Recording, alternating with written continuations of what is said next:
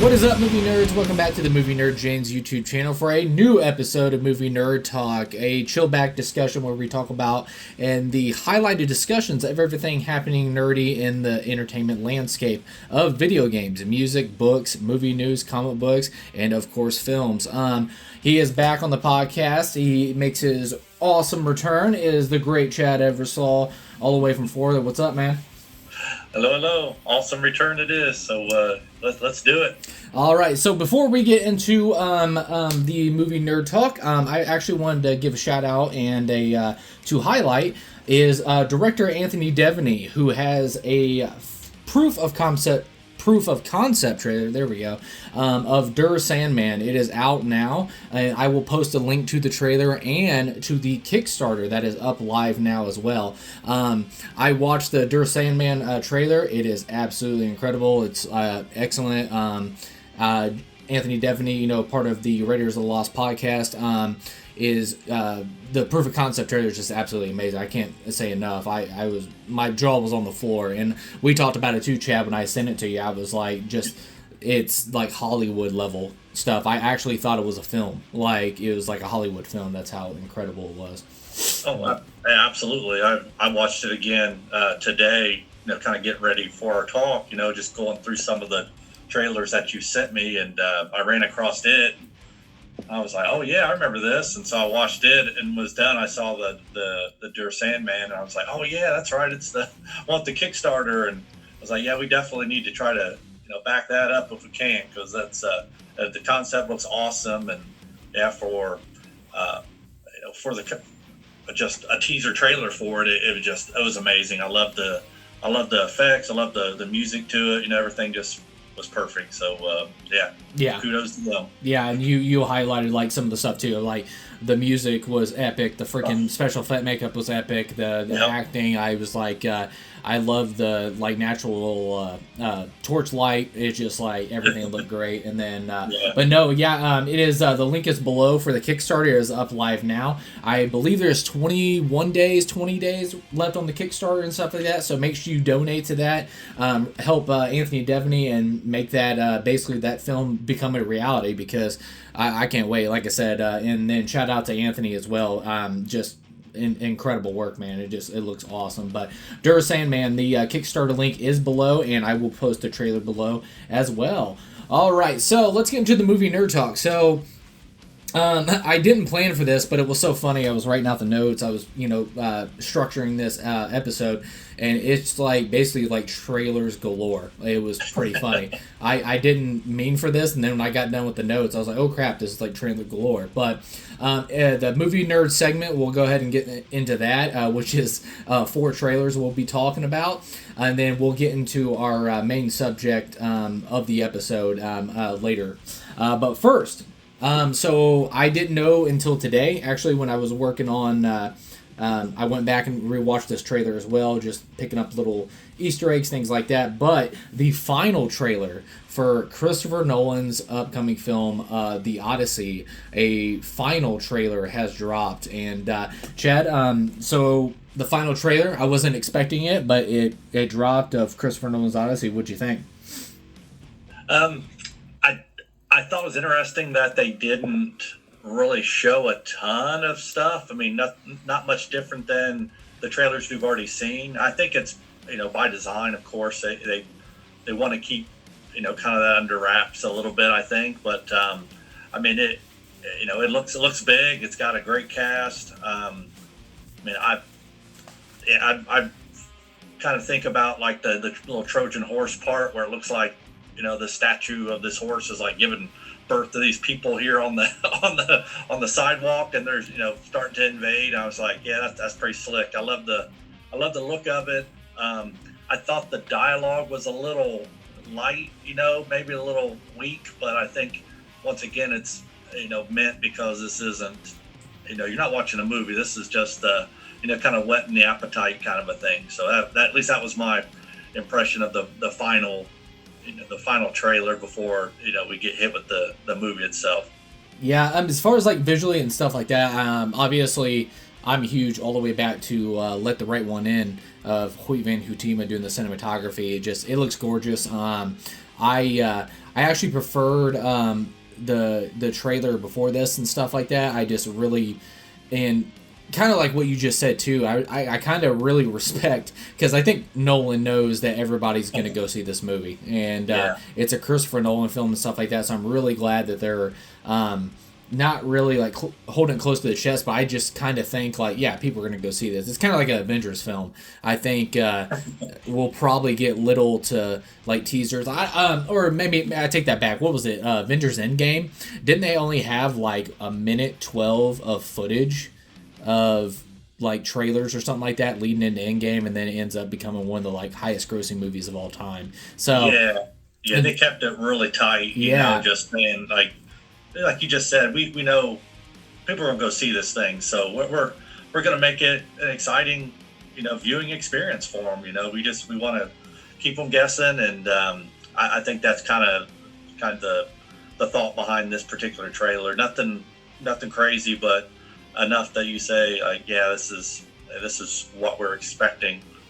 Yeah, and but yeah, the main thing I was trying to like, and you said it as well, is like I just feel like we haven't seen anything from this. Yeah, I'm like it's just like yeah, we got the highlights because, you know, people know the Odyssey and the story and the book, legendary story of it that's been around for thousands of years.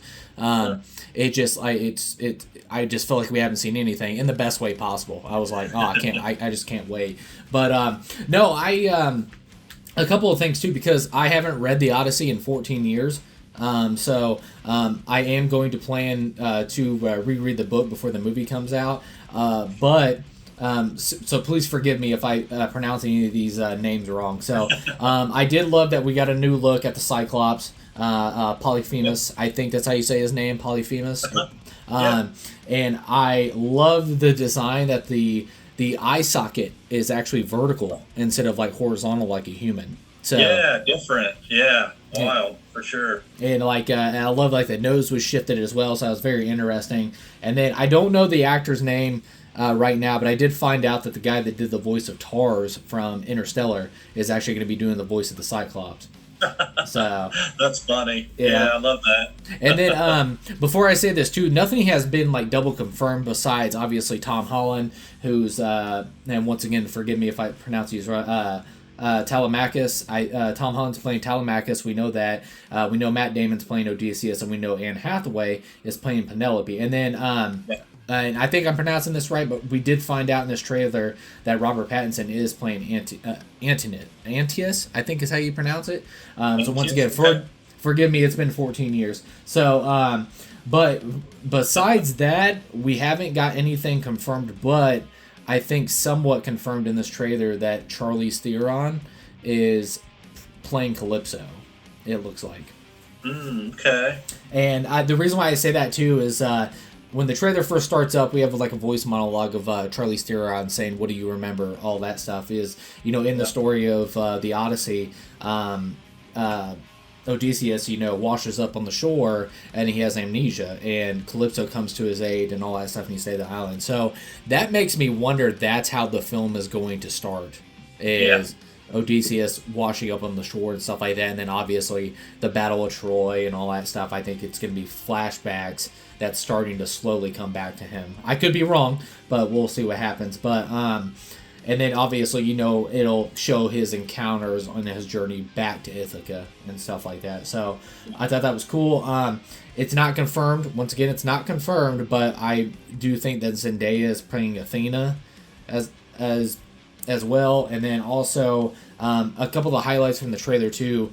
And I don't know if you noticed this too, Chad, is I really like the design of they call it the edge of the world. It's basically the underworld. And I do love that it looks like there's a battle in the underworld. And then also at the same time, I love how it's got like a black, like ash from a volcano. So I thought that was a really sweet design.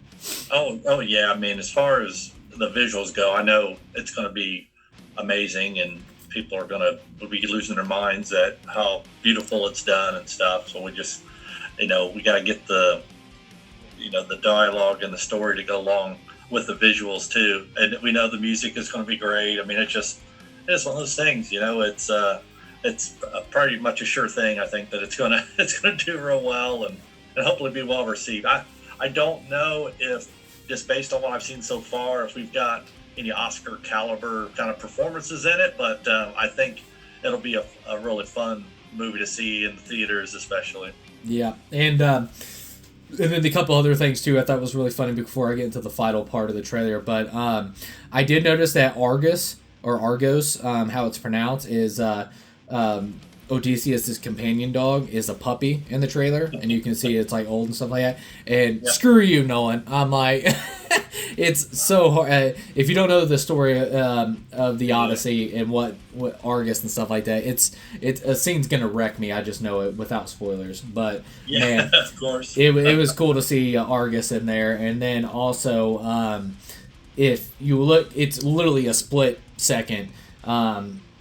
When it happens, but it seems like something comes through the sail of the ship and snatches up one of the soldiers and takes him away. And it looked like to me, and I do not know the name of the lady, but if I'm remembering right, there's somebody like her upper half looks like a beautiful woman, but her lower half is 6 serpent snakes.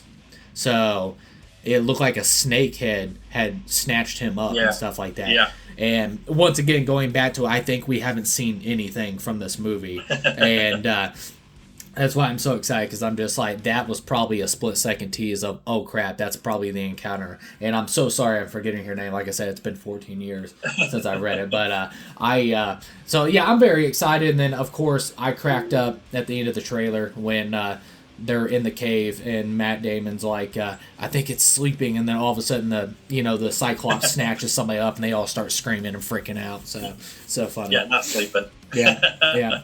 It's very horrific, but also very funny at the same time. I think it's asleep, and then like and all freaking out and everything. So awesome. But no, any final thoughts on the final trailer for Christopher Nolan's Odyssey? Well, I know we got just around 2 months to wait for the real deal, so I'm waiting and excited to see how it does. I hope it does well. It's one of those kind of epically shot shows that should do well, but people can be fickle too, so we'll see. I'm cautiously optimistic. How's that? Yeah, and yeah, I've seen some complaints too that which is understandably, I get it, which is it's Christopher Nolan, and this comes with like directors and stuff like that it is annoying to some degree, but also you're dealing with a great director because there is a giant magnifying glass under everything that comes from a movie by a great director. And that people are literally just going to nitpick the smallest things. Now, there are some stuff that I agree with that I wish was different in the movie, but it's Christopher Nolan. And I'm not saying that you automatically excuse that because it's Christopher Nolan, but in my case, I'm just like, how are you still not excited? Yeah, that sucks that they're not using, like, I don't know, Greek accurate accents and things like that. Or some people I did see that online, yes. Yeah, and then some people are complaining about the costume designs in certain situations, and I'm just like, but it's Christopher Nolan, man. I'm just like, when is he let us down? So I'm just like, in Christopher Nolan I trust, obviously. But but all right, so moving on from Christopher Nolan, the final trailer, and I was gonna say too, Chad, with the Odyssey, they literally had tickets go on sale for a year early for the Odyssey for the 70mm IMAX, and that stuff like sold out immediately. So yeah, like within minutes, right? Yeah. So it's one of those things, that people complain and saying I'm not going out to see this, blah blah blah. It's like, well, a lot of people are definitely going out to see this thing. So yeah, heck yeah, and IMAX is, it's the premium format. So it just goes to show you, if you're talking Christopher Nolan, people are expecting something big and beautifully done, and IMAX is the way to see that.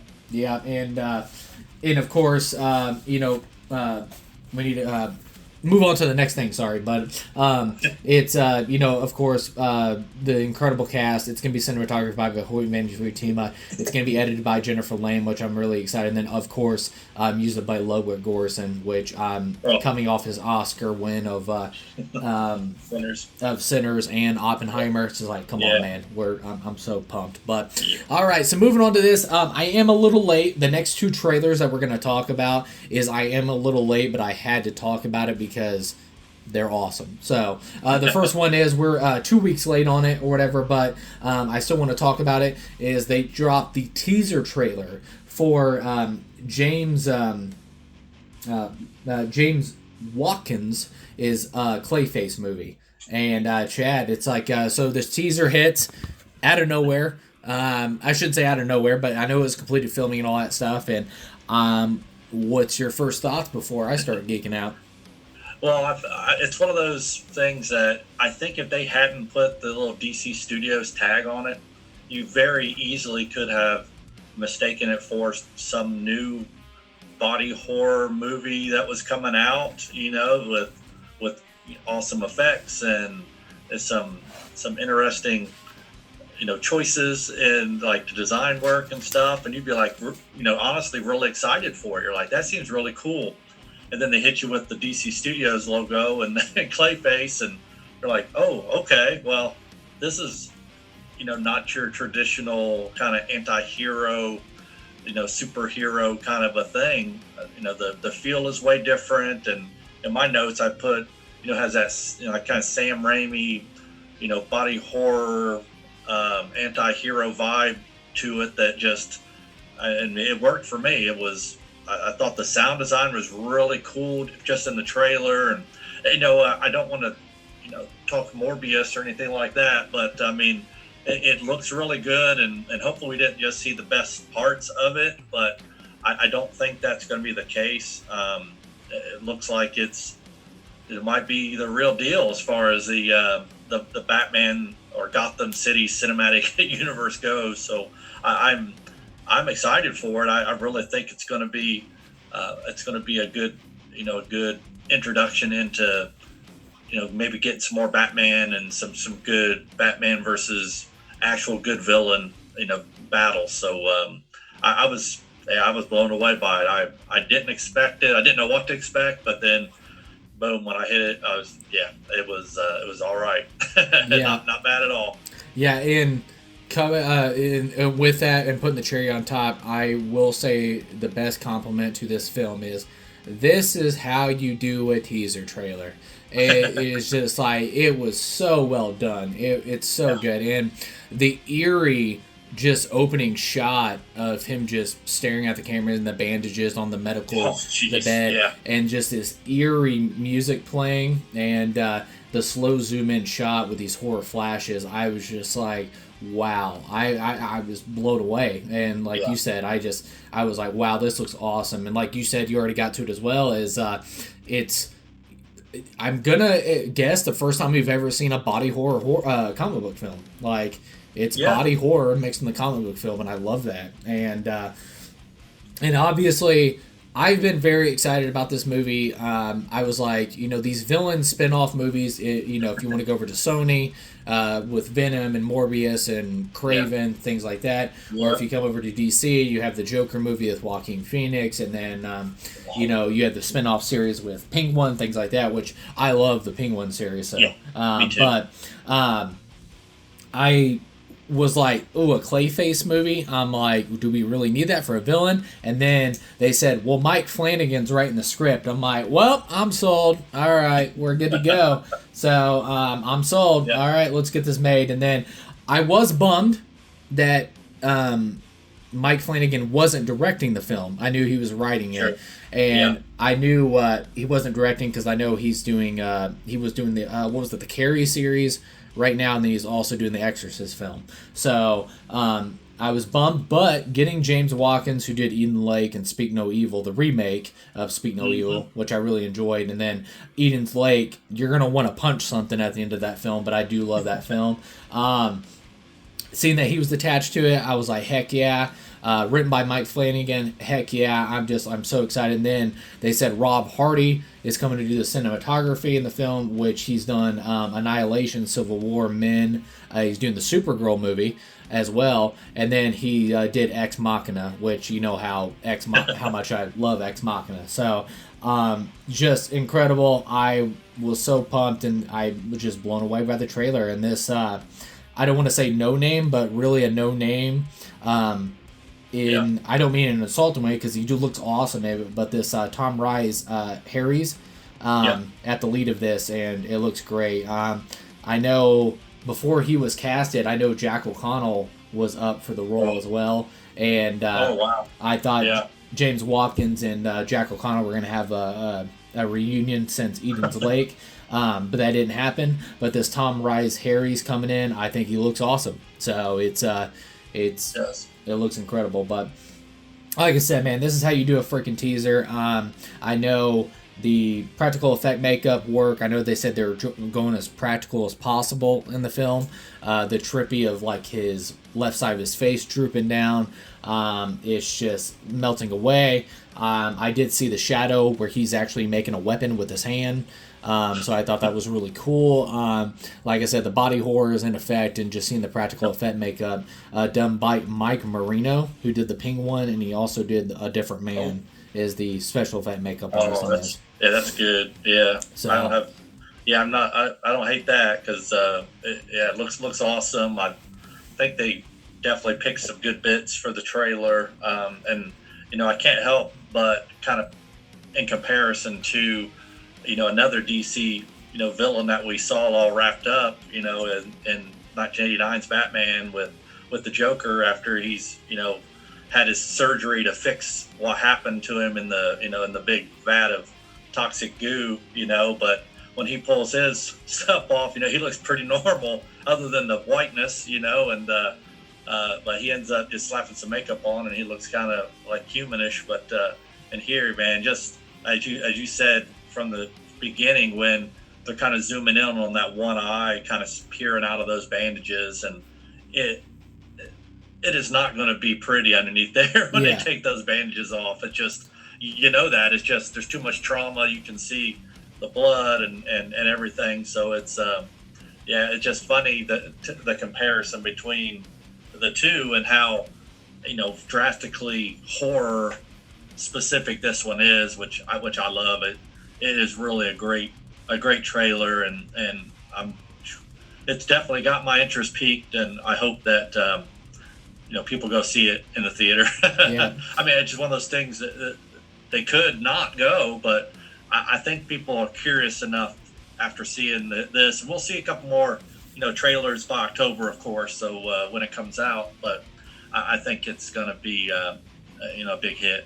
Yeah, and then the cherry on top to this, awesome teaser, I was blown away. And then the trippy shot of he's in the bathtub, and then he literally wipes his entire face away. That's and crazy. It's clay, CLAYFACE or whatever. It looks clay, but it's like skin color, and it's so gnarly. Disturbing. Yeah, it's gnarly. I was like, heck yeah, man. So no, but seriously, man, I bravo to whoever edited this trailer and put this together, because this is how you do a teaser trailer. I know it's releasing October 23rd, so Halloween time. So body horror comic book film. I'm so excited for this, and honestly, I might not even watch any more of the trailers, because I'm kind of sold by this teaser, because I'm just like, I kind of want to go in blind now. But yeah, so anyways, CLAYFACE, man, I know we're kind of 2 weeks late on it, but it was too gnarly not to talk about. So yeah, perfect. Yeah, but and then speaking of a little late on this as well, is they dropped the first look teaser trailer for a very highly anticipated film on my part, and that is Zach Cregger's Resident Evil. And Chad, do you want me to nerd out first, or do you want to give me your thoughts real quick? No, go ahead. I know how you feel about Resident Evil, so I'll piggyback on what you got to say. I mean, it's a good trailer. I mean, not a whole lot shown, but Zach Cregger being associated with it it's got me super excited, and and then the guy, of course, the playing the main character here, we just saw him in Weapons and as James, and he was awesome in that. And man, he looks phenomenal in this thing. So go ahead and do your business, and I'll be right behind you. Yep. So first off, Darius Wolski, which we've talked about in previous episodes, and also on the weapons spoiler talk and everything that's up on the channel right now. Obviously, I was very excited, and it showed that Zach Cregger was not messing around when it came to the cinematography, because he got Darius Wolski, and he's done Prometheus, Alien Covenant, a bunch of other just gorgeous film, Pirates of the Caribbean, just a great cinematographer. And then obviously by this teaser, just a little bit of teaser and footage and stuff like that, it just looked visually awesome. I'm just like, yes, I love the tone, I love visually how it looks. And then when Zach Cregger, he teased that, actually it got in a review. It was it said they had their first screening for it, and somebody described it as the horror for Mad Max Fury Road, but of horror. And Zach Cregger even said too, unlike Barbarian and unlike Weapons, where it jumps around all the time, this is actually going to be his most straightforward film. Is basically you have a character going from point A to point B, and the further he goes to get to point B, the more in the depths of hell he goes. So it's good. Yeah, and I can't wait, and you can see that fast pace too, because Austin Abrams in this, it looks like he's just constantly moving, and obviously I don't have a lot of information, but it seems like he has some kind of medical package that he's trying to deliver. Who for? I'm gonna guess Umbrella. And I don't know, does he have the T virus inside there, which is responsible for the outbreak in Raccoon City. So very excited about that. And then I geek out about little cinematography and the cool little camera tricks that they do and stuff. But I don't know if you noticed in the trailer, Chad, there's a body on the ground, and in the game you're always looking for like key cards, you're looking for keys, you're looking for little puzzle pieces to put together, all that stuff. But I did notice that there's a dead body, and he reaches over to try to get the keys off of it, and something drags it into the darkness. Pulls it in. Yeah, into the darkness. Yeah, that was awesome. Yeah, and the camera was on the dead body, so it pulls back with it. So yeah, because he's reaching out. Yeah, it's really well done. Yeah, so I geek out about little things like that. It did see that obviously in the video game, just like the video game, you're searching for ammo constantly. You're searching for herbs.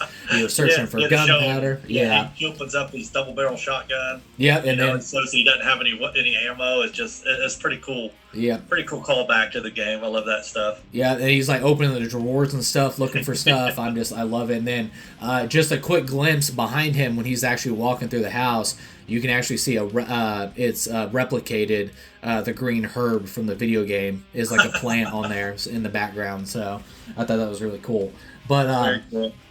Also too, I seen that Cregger talked about this too. It's just like the video games. It's a homage to it. Is Austin Abrams, as like I said, he gets from point A to point B, but as he goes, he upgrades his weapons along the way. So we've seen obviously, the double barrel that was missing the shells, and then he ends up with the MP5. It seems like in the trailer as well. So I just thought it was rad. But before I talk about a little bit more of this, Chad, any highlights you've seen from the trailer you like to talk about? Oh man, I did love the little. Like anything that references, but not in a campy way, the game I thought was really cool.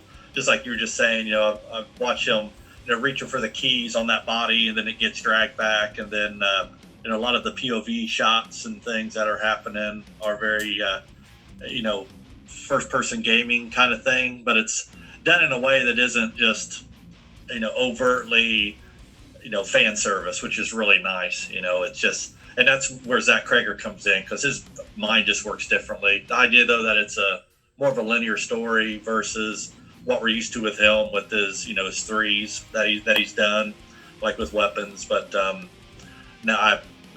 it's good. I mean, I'm not a huge Resident Evil fan like you are, but I can appreciate good filmmaking, and I've really enjoyed the trailer a lot. I mean, especially. Think of him running down the street. I don't know where this has ever come in at, but like the things like jumping off the building and exploding into the cars and stuff. That was kind of wild. I don't know what's happening there, but I loved it. I was like, holy crap, these things are just exploding next to him, jumping on these cars. Like, I was loving it. yeah, it's that's never happened in the video game, so it just looked like so it just looked like the zombies like falling off the building and like jumping at him or something like that. And it was such a awesome like visual shot too, just it caught my attention, that's for sure. And I love the contrast, with the snow as well. Yeah. That's just always another one of those things to throw in a game that makes it a little bit harder.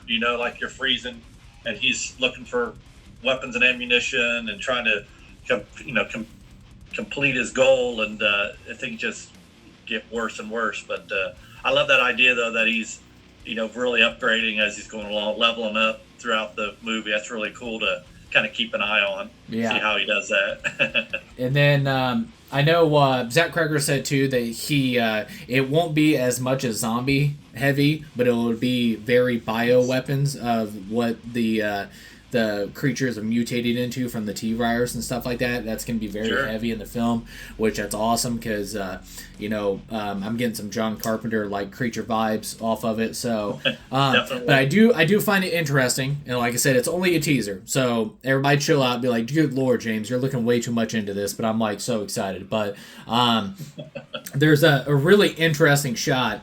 And I don't know if it's from one of the side games of Resident Evil Biohazard.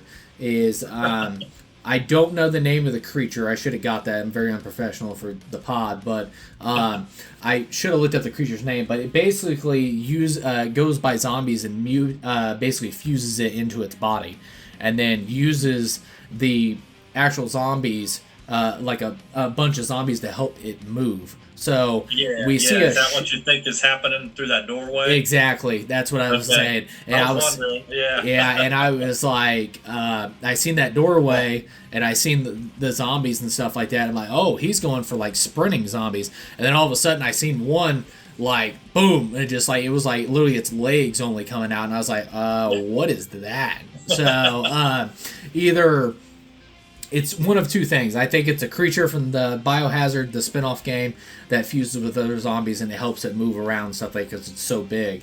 And maybe that'll be the main mutated bioweapon that's basically chasing after him through this, because there's like Resident Evil 3 Nemesis, you constantly have Nemesis like chasing you through the entire game.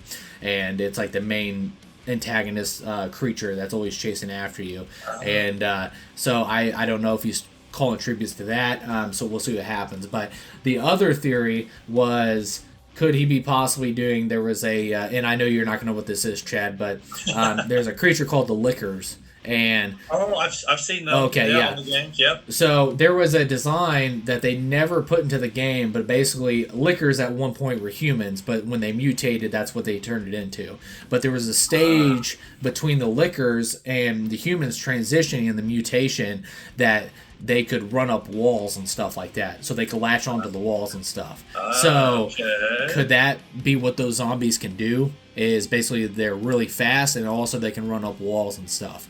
But once again, that's nothing confirmed. That's just a theory on my part. So that's the two theories I had about that. But no, it blew me away. I was sitting there, it was like, I seen the arms come out of the darkness and stuff like that, and I was just like, what the crap? And then it showed like multiple other legs and arms come out, and I'm like, whoa! So I'm very interested in that. And of course, it's going back to him just constantly moving, and all that stuff. He falls into a sewer, and I don't know what this thing is that's in this I was wondering what it was. Yeah, so I'm just like, what is that? In the best way possible. I'm just like, what is that? And all that stuff. So I love the setups. Like I said, I know Zach Cregger said this is the most built sets he's ever worked with.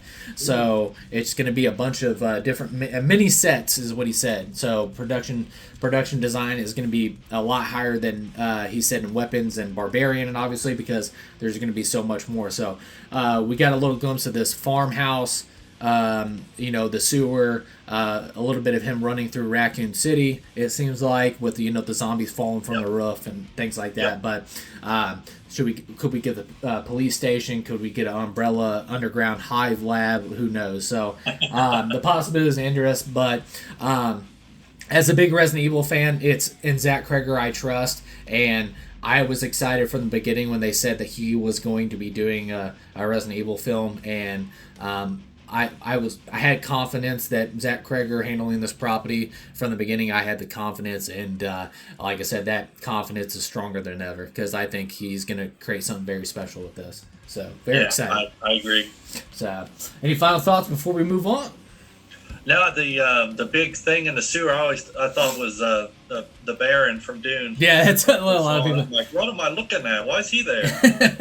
Yeah, that's a lot of people too. Bad way. Yeah, everybody's like, I love the cameo of the Baron in the sewer or whatever. So. Yeah, it was awesome. Yeah, I can't wait. So, all right. So we're moving on to our final, like I said, it was trailers galore for this episode, but we're going to move on to the final trailer we're going to discuss before we go into the main subject of the episode. But we're moving on to the first teaser trailer. Well, actually, it's official trailer because it's a pretty long trailer. So I'm not even going to say it's a teaser, but it's the official trailer for Evil Dead Burn. And obviously, everybody knows that, that's listening to the podcast, and anybody around me that knows that Evil Dead 2 is my favorite film of all time. Evil Dead is the franchise, just one of my favorite horror franchises ever. I think it's, I don't think the franchise has a bad movie, knock on wood. I love this. I love this franchise so much, and this new movie being done by Sébastien Vaniček, and hopefully I said that right. I'm just off the hook. So I'll throw it over to you, Chad, because I talked way too much with the Resident Evil thing. But but I know you love Evil Dead, the franchise, and you'll have a lot more insights into it than I will, of course. But since we're just talking trailer, and just from the pure, visual and craziness of the trailer, I can definitely speak on that, and it was nuts. I mean,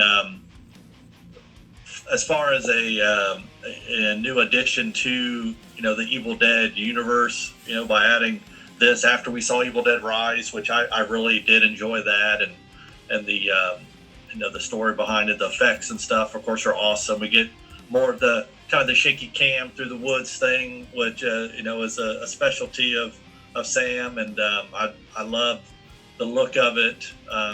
There's some really amazing things already in the trailer, so I can't even imagine what the real deal is. You think about just the scene in the kitchen with the dishwasher when it's open, and knocks that dude on the dishwasher and is like squishing him into it. I'm just like, man, it just hurts to watch, and you got some water elements. There's some animals popping up and people getting their fingers chopped off, and a lady with a weed whacker turned into a doohickey to kill people, and another lady drinking a candle, which was crazy, and just the you always know you're going to see hopefully something you've never seen before when it comes to a new Evil Dead installment to the franchise. But gosh dang, there was some stuff in this thing that's pretty horrifying. Yeah. The part where the gal walks in, and she was obviously in a big car accident or whatever,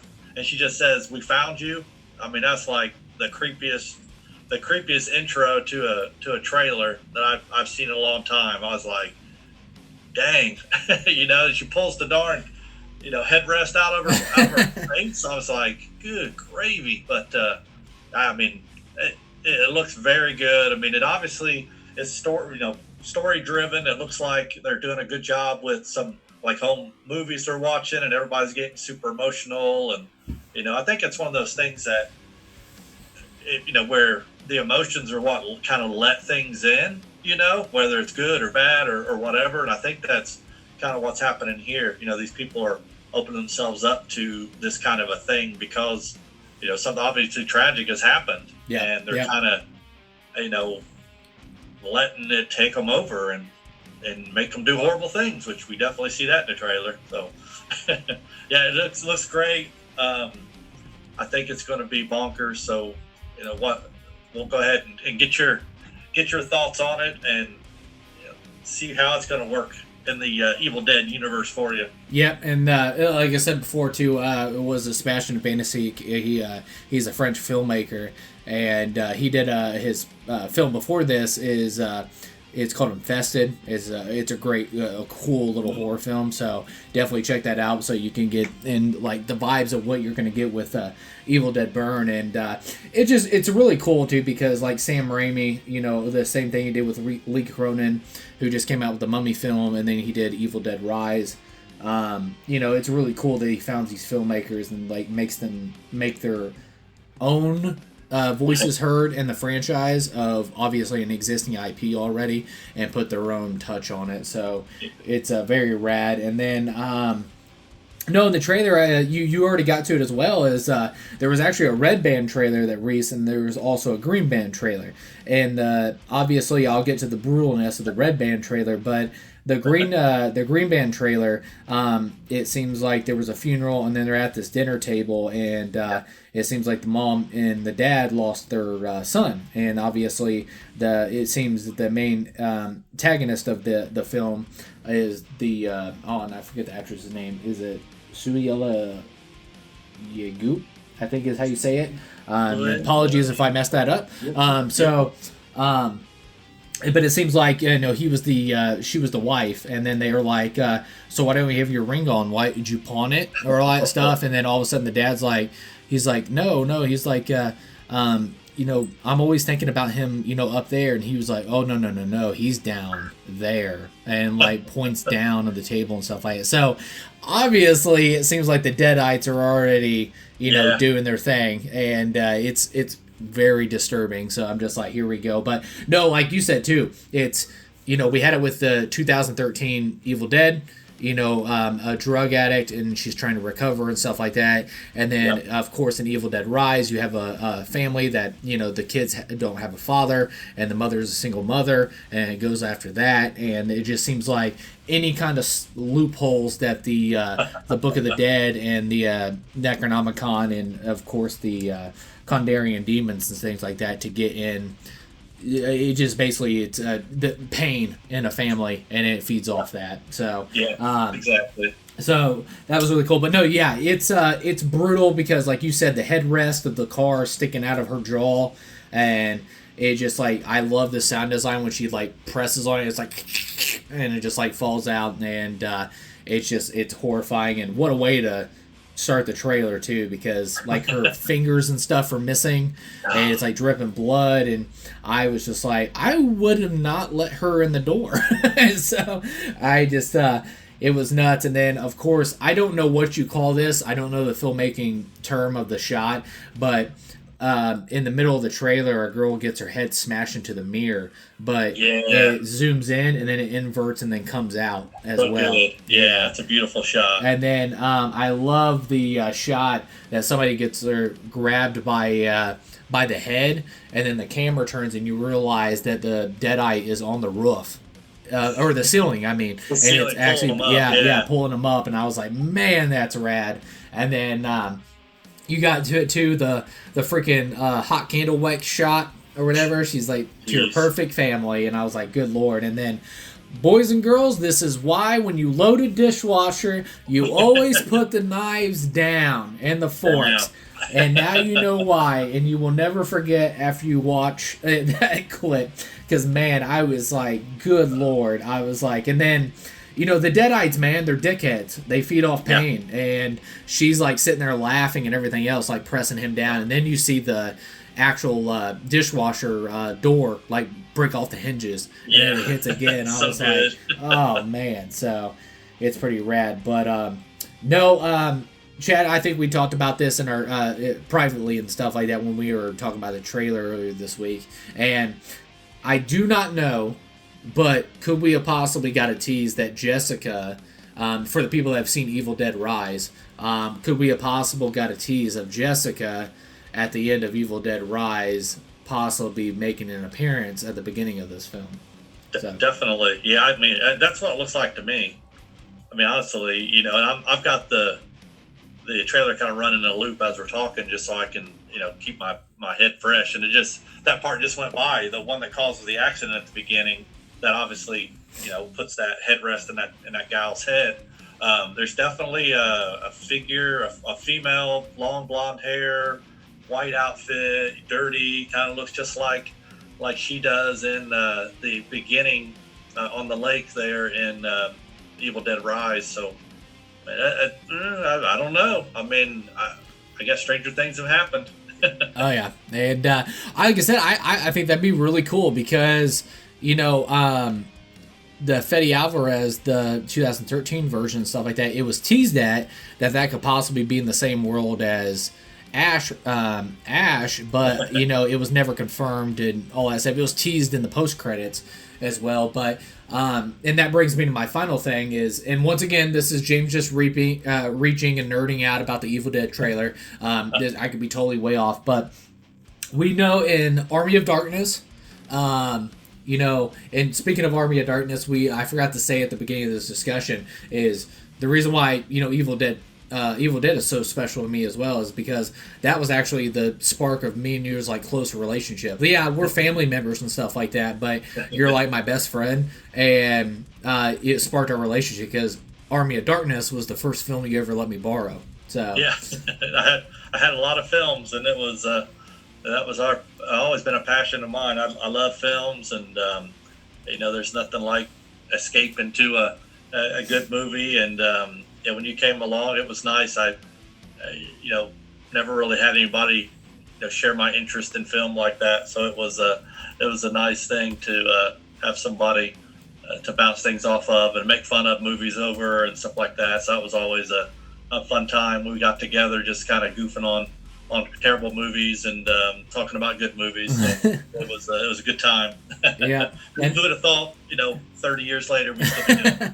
Yeah. And yeah, but the Army of Darkness, we know that there is actually 3 Necronomicons. There's the original Necronomicon with the Kandarian demon, obviously, is you know what Ash battles against in Ash versus the Evil Dead. He battles against in Evil Dead 1, 2, and the Army of Darkness all the way back in time. So we then know that's the original Necronomicon. And then we know there's 2 copies out there.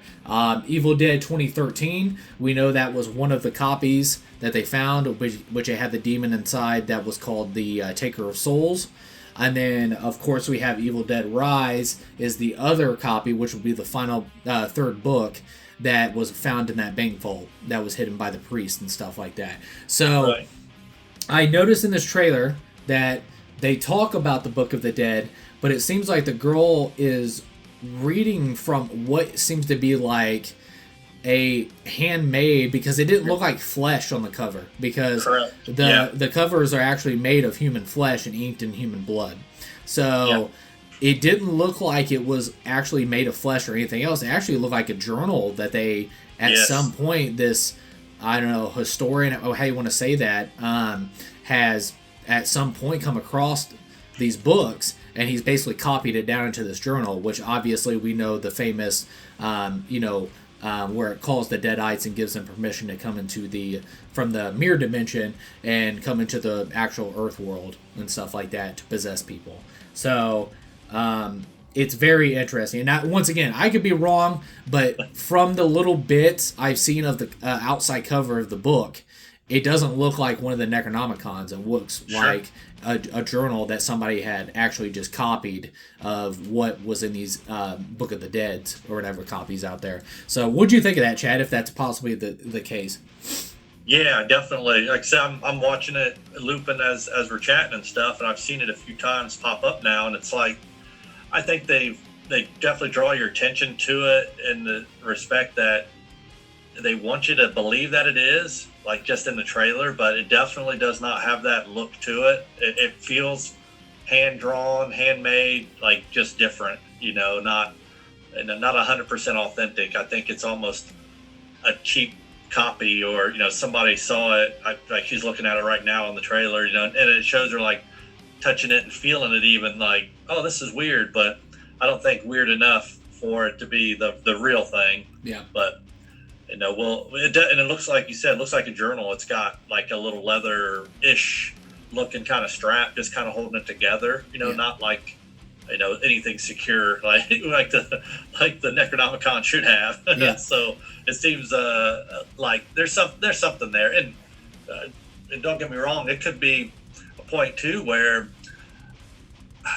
there's a Doctor Who thing, with the Weeping Angels, when they talk about even an image of an angel becomes a real angel. Yeah. And think about somebody like faithfully copying down the Necronomicon. Could it become one, because of just how evil it is?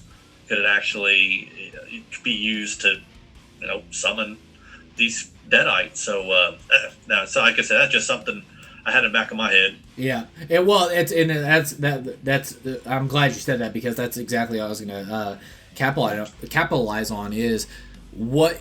Like, if this is true, this is just a journal that this person, because he says in the trailer, he said, my grandfather said the devil would come, he said the devil will come if you read from the book of, the devil will return if you ever read from the Book of the Dead. And once again, I'm like, who's his grandfather? And Right. I'm just like, who is that? I'm like, is it Ash? Could it be Ash? I mean, Nice. Or also at the same time, I'm like, Ash had a sister from the first Evil Dead, and I'm just like, could that be like, I don't know. So the possibilities are endless of who the grandfather could be. But that also takes me to the thing too is obviously you have the summoning of the Deadites and stuff like that. And if that means all you have to do is say it without one of the Book of the Dead's bringing them in there, that's bad news. It's just like, that's crazy, yeah. Because this idea that anybody could come across that and it's not the real book, but you just say, you say the bits, and you're in trouble. So they look like they're in trouble. So something happened. Yeah. So like I said, this is just theorizing our part. I'm like geeking out because anytime an Evil Dead movie rolls around, I'm just like, I'm geeking out like crazy. But I do think I'm trying to set up a podcast right now with Chloe Silas and Chloe Parks and Silas Massoff, which have been on the channel as well. But we were going to do a dedicated episode to the Evil Dead franchise, which to get like a pregame going before we see Evil Dead burn. But Nice. We'll talk more in there about that. But no, as far as a first trailer, man, I was blown away because we get teasers of the first time ever seeing a deadite dog. So I thought that just leaping to grab somebody's neck. I love it. So I thought that was rad. I seen a body coming out that was like freaking barbecued and grabbing a hold of the post and the whole thing catches on fire. I thought that was rad. And then in the Green Band trailer too, it seems like the entire family turns into deadites after this girl because there's even the grandmother. So we're gonna get an old lady deadite. So I thought that was pretty cool. Creepy man. Yeah. So but no, I'm very excited. It looks freaking gnarly, sick, disgusting, metal, anything you want to throw at it of praise, because I think it looks awesome. I think Sebastian's made something really special here, and I'm very excited to see this, and also just the possibilities of the crossover with Evil Dead Rise possibly being there. Who's the grandfather? Is that really the Book of the Dead? And all that stuff. So it's really awesome to see. What is this? 40, almost 50 years later since the first Evil Dead film back in 1981, and we're still expanding in this universe. So it's awesome. Very nice. But all right, guys, that's all we had for the trailers and stuff like that. Now we're going on to our final subject of the episode, and that is going to be, we are going to break down and discuss about the upcoming summer movie schedule for 2026. And we are 2 weeks late on this, so we'll get to that in a minute, talking about that. But before we get into it, the little details of the discussion that we're going to be doing for the summer movies of 2026. We will be breaking down the months of May, June, July, and August, which is unofficially labeled as the summer movie schedule. And then all the movies releasing, there is going to be highlight films that we're going to discuss and talk about. I will give the entire list of what is releasing this summer, but there will be highlight movies that we're going to stop and discuss and all that stuff. And then also, sorry if it's not a film like we come across a film that you're really looking forward to, and then we skip over. It's just personal stuff that we're really excited about. So don't think we're poo-pooing on the movie. It's like, oh man, I'm really looking forward to that movie, and you guys didn't even talk about it. So sorry about that if you come across that. And then of course, before we get into this and get it started, go out, support movie theaters, guys. I want cinema to live forever, and like I said, get out there and support the movie theaters this season, and I hope everybody has a blast for the upcoming 2026 summer movie schedule. So, all right, Chad, you ready to get into this? I am. Let's do it. All right, so obviously the first month we're going with is we are going into May. And on May 1st, which is Friday, we have The Animal Farm. We have Deep Water is releasing, and then movie that I got highlighted I want to talk about real quick. And once again, we are 2 weeks into this right now, so these first 2 weeks that we talk about, there is a couple of films I wanted to break down, but I haven't seen this film yet. But the only reason why I wanted to talk about it was you have The Devil Wears Prada 2. I apologize to The Devil Wears Prada 2 because I was not familiar with your game. This movie it's out now. And good Lord, this movie made $233 million opening weekend. Like, insane. Dang. And like I didn't know that. Yeah, I was blown away. I was like, I never around me have heard any Devil Wears Prada fans and stuff like that, but obviously there's a freaking fan base out there for it, because I was blown away. This is insane, Chad. What'd you think of that?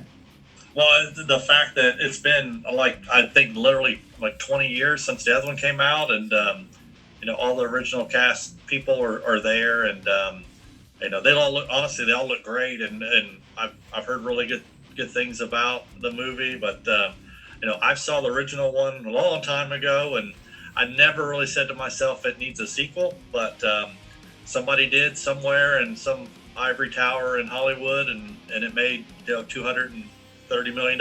So kudos to that young executive who thought that was a good idea. So I haven't seen it.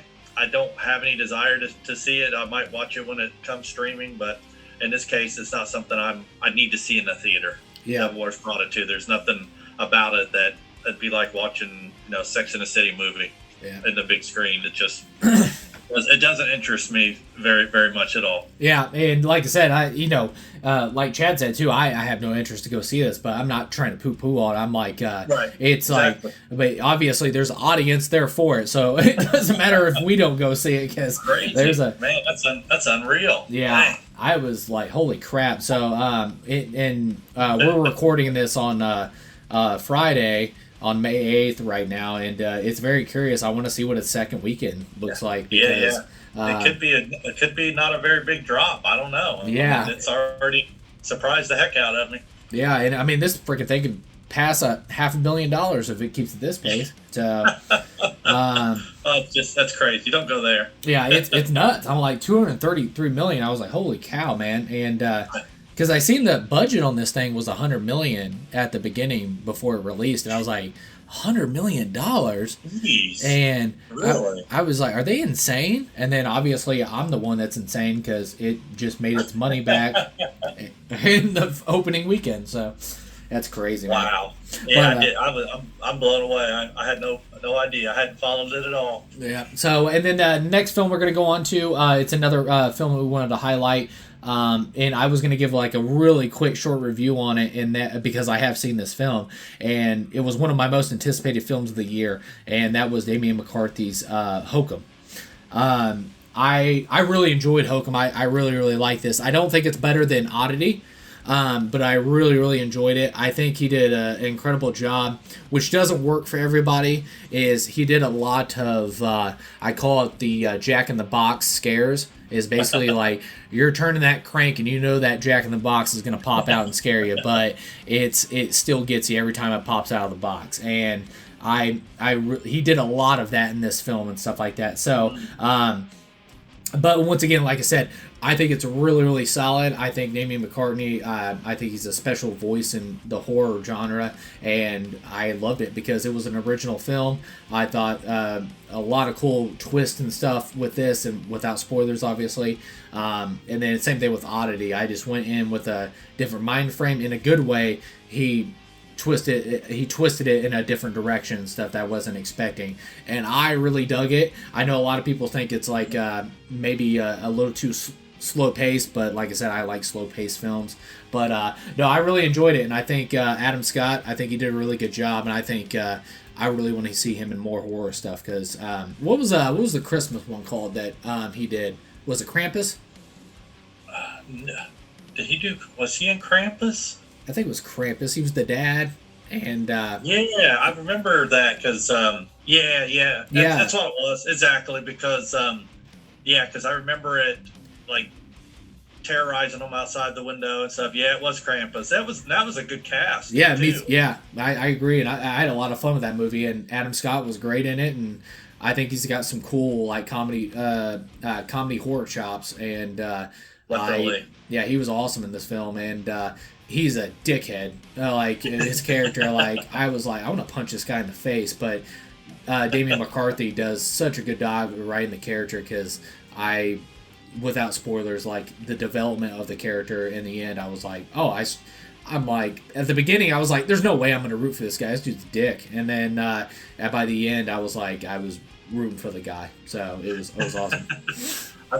That's tough to pull off. I mean, and Adam, you think about his kind of dual roles in Severance, and the severed version of him in that is just such a butt, and there's just makes so many bad decisions. So it's cool to see him in other things. I love him in Parks and Rec. That's one of my favorite comedy series of all time, and he kills it in that. He has such good comedic timing, and obviously in Step Brothers, opposite Will Ferrell in there, and he's just funny as crap. So good. Kudos Adam Scott. Yeah, and then like I said, we're moving on from Hokum. Just definitely support Damien McCarthy. Like I said, I think he's a very unique voice in the horror genre, and really solid, man. Filmography, it's really freaking awesome. It's Caveat, Oddity, and now Hokum and everything else. Like I said, it's a director we need to keep our eye on, and original horror films as well. So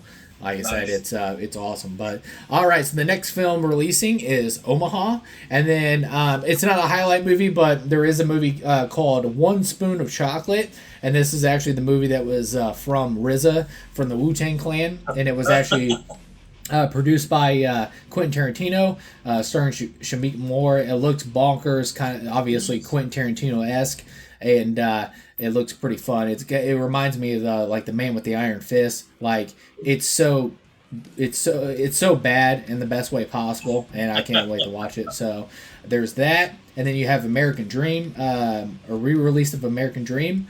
You have An Autumn Summer. You have Casa Grande. You have The Last One for the Road, Our Land. Then you have Swapped, and you have Two Pianos. And then going on to the May 8th weekend, we have Billie Eilish's Hit Me Hard and Soft, the tour, live in 3D. And then this is a highlight movie I wanted to talk about real quick because I just went and seen this movie last night.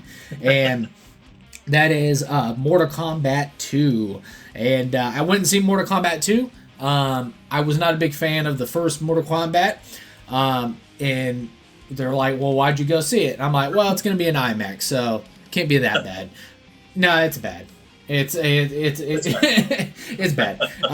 It's like I said, I think Mortal Kombat fans, which James is, I don't know. Like I said, it's I try to be like, okay, you have the filmmaker's adaptation and what they're gonna do with it and everything else. I just I wanted something more darker and more better for the Mortal Kombat franchise. This one, it's not the worst movie I've ever seen. It's just definitely not going to be top 10 of the year. Won't be in my honorable mentions, personally, me and stuff like that. If it's going to be in yours, that's awesome. But I just felt like as far as like visual effects, there is some glaringly obvious green screen. Like it's bad, and all that stuff. And there's fight scenes that are really good, and then there's fight scenes that in the next, fight scene that pops up and everything else kind of just like eliminates the last one. So every good one, there's a bad one and stuff like that. And it's not terrible. The hand-to-hand combat in some situations is really solid. And then there's some situations it's like it's not very well done. But I did like the character of Katana. I thought they did a really good job with that character in the thing without spoilers or arcs and stuff like that. How they set her up, I thought it was really cool. But the biggest problem I have with the film was it literally, the best way I can explain it, it was a panic mode mess when it came to the script. It was, and we talked about this last night, Chad, it felt like as the movie was progressing, like the writers or writer, whoever wrote it, and I'll look that up too while I'm talking about it, but it felt like as it was going along, it was like, okay, we got Katana, we got this and all that stuff. Oh, it's like, oh crap, we got Johnny Cage over here. Oh yeah, we're gonna do that Arkansas. Oh crap, we forgot about Scorpion. It's like, oh, and then we do that. Oh, Bai Han, I totally forgot about that. Oh, well, we gotta put it in. We gotta put it in. Like, well, where do you put it? Where do you put it? It's like, no, shove it in. Just shove it in there, all that stuff. So it's just a mess is the best way I can explain it. And it just like, it felt like panic mode through the whole thing, and the focus points were all over the place. And it says Jeremy Slater wrote it and stuff like that, but I don't know if I blamed the writing of trying to just shove so much into it, but I just think it's the property overall. I just think there's too much there. I don't think you can smoothly fit that all into a film.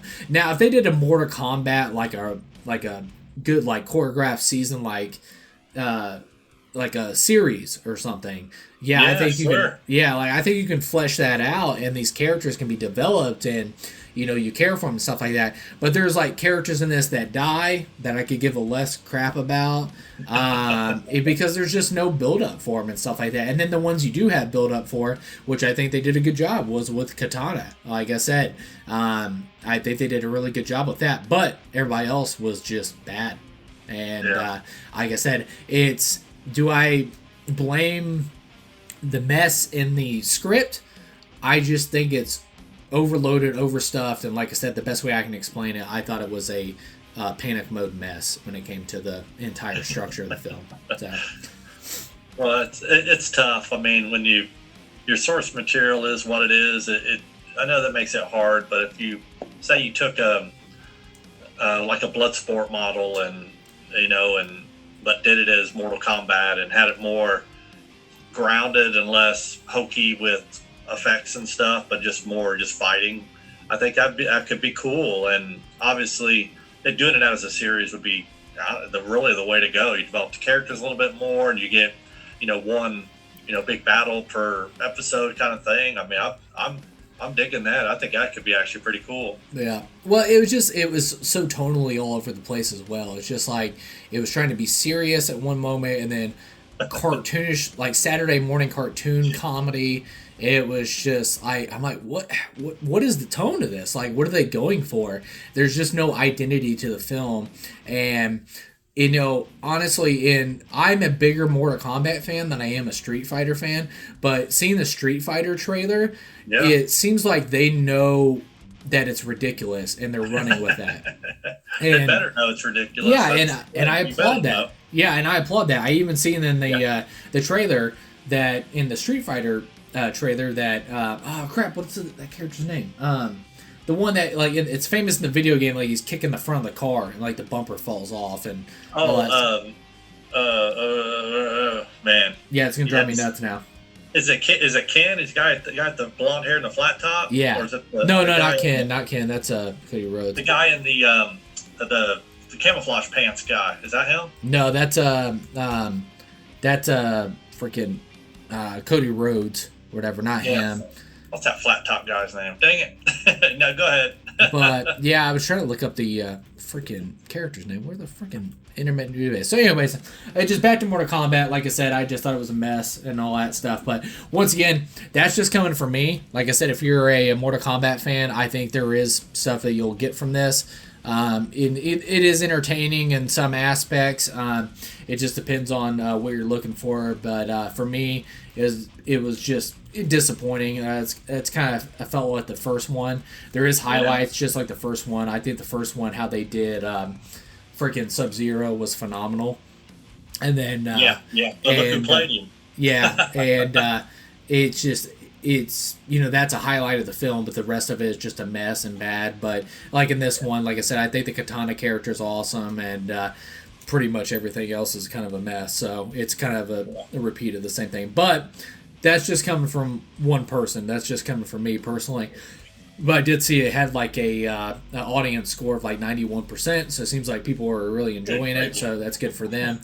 And I did see it like it had like a 68% critical rating and stuff like that, which is still positive. So, but just coming from me, it was kind of just a disappointment. But yeah, Mortal Kombat 2, and the character I was trying to think of from freaking Street Fighter was Ken Masters. That's what it was.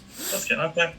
So, but anyways, going on, we have the Sheep Detectives, and they actually looked pretty funny. I may take Evie out to see that. Hugh Jackman and a bunch of sheep. I love it. Yeah, and then we have Affection. We have Couples Weekend. We have The Python Hunt. We have Remarkable Bright Creatures, which comes out on Netflix. And then you have Silent Friend. And then we're going on to May 12th, and I wanted to highlight this because I always highlight it every single year and put it on people's radar, but you have the Cannes Film Festival that's going on May 12th, and it runs all the way to May 23rd. I know two films, there's many films I'm looking forward to, but the top two films that I can't wait to hear reviews from and get first reactions from as well is Na Hong Jin, who did the Welling. He's returning his first time since the Welling to do the movie Hope, and I'm so excited to hear the first reactions to that because the concept sounds bonkers and the first look photos look great, and then obviously Na Hong Jin, I think he is an awesome director, and obviously if you haven't seen the Welling, definitely watch the Welling. It's incredible horror film. And then of course the other one I'm looking forward to is Nicholas Winding Refn making his big return with Her Private Hell, and I'm very excited for that. But going on to the May 13th, we have Top Gun and Top Gun Maverick is re-releasing, so keep your eye out for that. And then we go on to the May 15th Friday weekend, and then we have In the Gray, which is a new film from Guy Ritchie, starring Jake Gyllenhaal and Henry Cavill. It looks like an action comedy type thing, and I like Guy Ritchie, so I'll be probably checking that out. And then you have Is God Is, and then this is the film that I wanted to do a little focus on, Chad, is Obsession, and I bought my tickets and I'm going to see this next weekend. So it's is that right? Yeah, it's one of my most anticipated films of the year when we did our most anticipated films of 2026. This is the feature debut by Curry Barker, who's well known for YouTube horror shorts and stuff that he does on YouTube. He did The Chair, and then he did Milk and Cereal, which cereal is spelled like a serial killer. So it's awesome to see. And so Obsession, have you seen the trailer for this, Chad? Yeah, I have seen it. I think it's a Blumhouse movie, isn't that correct? A24. It's A24? Oh, okay. I don't know why I thought it was a Blumhouse. It may be a Blumhouse. Here, keep talking, but I'll look into it. You're good. No, I remember running across it, one night doing something, and I was like, yeah, it looks pretty good. Oh yeah, I'm like the feel of it. Yeah, I like Curry Barker, and yeah, it just had a good vibe. I haven't seen his Milk and Cereal, but that sounds pretty cool. I'll have to check that out. Yeah, sorry. Correction. You are correct. It is Blumhouse. I thought it was A24. Oh, okay. So that's my fault. It definitely has an A24 feel to it. So, yeah, that's easy. Easy mistake to make. Yeah, and it was distributed by Focus Features too, so that's awesome. So okay, very good. I didn't know that. yeah, so yeah, it's a inspirational is like the best word I can explain this, because seeing Curry Barker do a feature film, and this was made on a $1 million budget. Wow. I love the premise of it. It's this. Let's see here. Do they have a premise on this? Blah, blah, blah. No, but it was at the International Film Festival, and just seeing Corey Barker, it's like original concept that he makes a wish for a girl to fall in love with him, and it goes really want. Oh, here it is. After breaking the mysterious one-wish willow to win his crush's heart, a hopeless romantic gets exactly what he asked for. However, he soon discovers that some desires come at a dark and sinister price. Like, heck yeah, man. So that's good, man. The whole be careful what you wish for thing. I love it.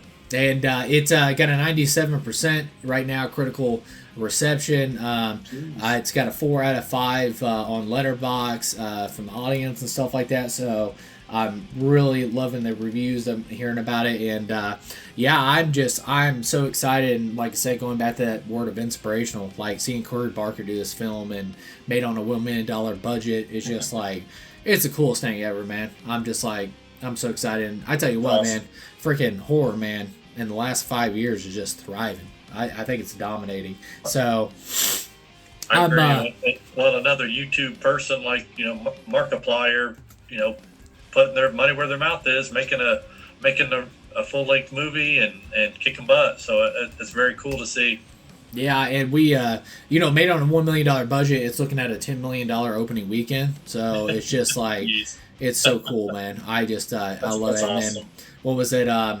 Why am I drawing a blank? I've literally seen the film this year. What was the other YouTuber? Talk about the Iron Lung. Iron Lung. There we go. Yeah, that's Markiplier's Iron Lung. Yeah. Yeah, Iron Lung, and then obviously we have another film that we'll be talking about here in a little bit too, from another YouTube director as well.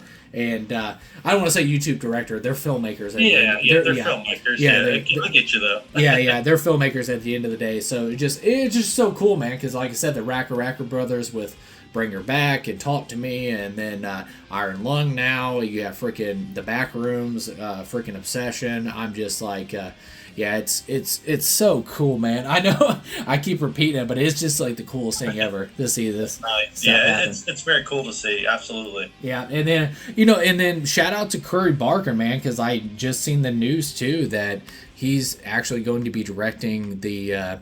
That's what I was thinking of. It's from A24. It was he's going to his next movie. Yeah, well, not his next movie, but it'll be after his next movie, because I'm trying to see what his one thing. Anything But Ghost is his next film that I gotcha. He's lined up to do. But after that, he's actually doing the Texas Chainsaw Massacre for A24. Wow. Okay. So busy. Yeah, and then good for him, man. Like, holy crap! Like definitely. You just like what a dream, man. Like, you're gonna be tackling the Texas Chainsaw Massacre. Like, that's wild. Yeah, so it's so cool, man. But yeah, Obsession, definitely check that out on the May 15th, which is next week. I'll definitely be checking out, and I can't wait, man. The next film that's releasing is Decorado, and then you have Driver's Ed. You have An Enemy Within, Forge, Life Hack, Magic Hour, Shrek re-release, and then you have the Wizard of the Kremlin. And then we have May 20th, which is a Wednesday. You have the Tom Clancy's Jack Ryan Ghost War, which premieres on Prime Video. And then you have May 21st, Thursday, of The Stolen Kingdom. And then you have the May 22nd, Friday weekend, and you have Corporate Retreat. You have I Love Boosters, you have Passengers, and then the next focus film I wanted to talk about was obviously Star Wars, The Mandalorian, and Grogu. Chad, I'll let you take that away. Yeah, I've been seeing the trailer a lot. We went and saw a couple movies, and we got the the big theatrical trailer for those for the Mandalorian and Grogu, and I mean, I'll watch it definitely. It feels like a little kind of late in the in the calendar for it. It just feels like at the end of the last season on Disney Plus, and then now we're finally getting a movie, and I mean, it looks great. I think from a visual standpoint, it looks great. I don't know if the storyline is great yet. I just not getting enough of it to really kind of flesh that out. But I know I said I'll definitely go and watch it. I'm one of those guys. I'll go and watch it, regardless of it maybe not being great. But I think it has potential to be pretty good, and it'll make some bucks. But I don't know. I think we're just maybe getting kind of overly saturated with Marvel and some Star Wars stuff, and it just feels not as exciting when a movie comes out for Star Wars right now. So, I know I'm kind of poo-pooing on it, but that's just kind of my take right now is I'm not getting super high on it. And then, me and Faith the Mallard, we'll go watch it. Yeah. No, you're not far off at all, because it says right here in my notes, I literally put under it, why am I not excited for this? That's funny. And I'm like, it's directed by Jon Favreau. I like Jon Favreau as a director. Yeah. And all that stuff. But, yeah, I don't know. Like, The Mandalorian Season 3, I think, I did not like that season at all. I really do love The Mandalorian Season 1 and 2.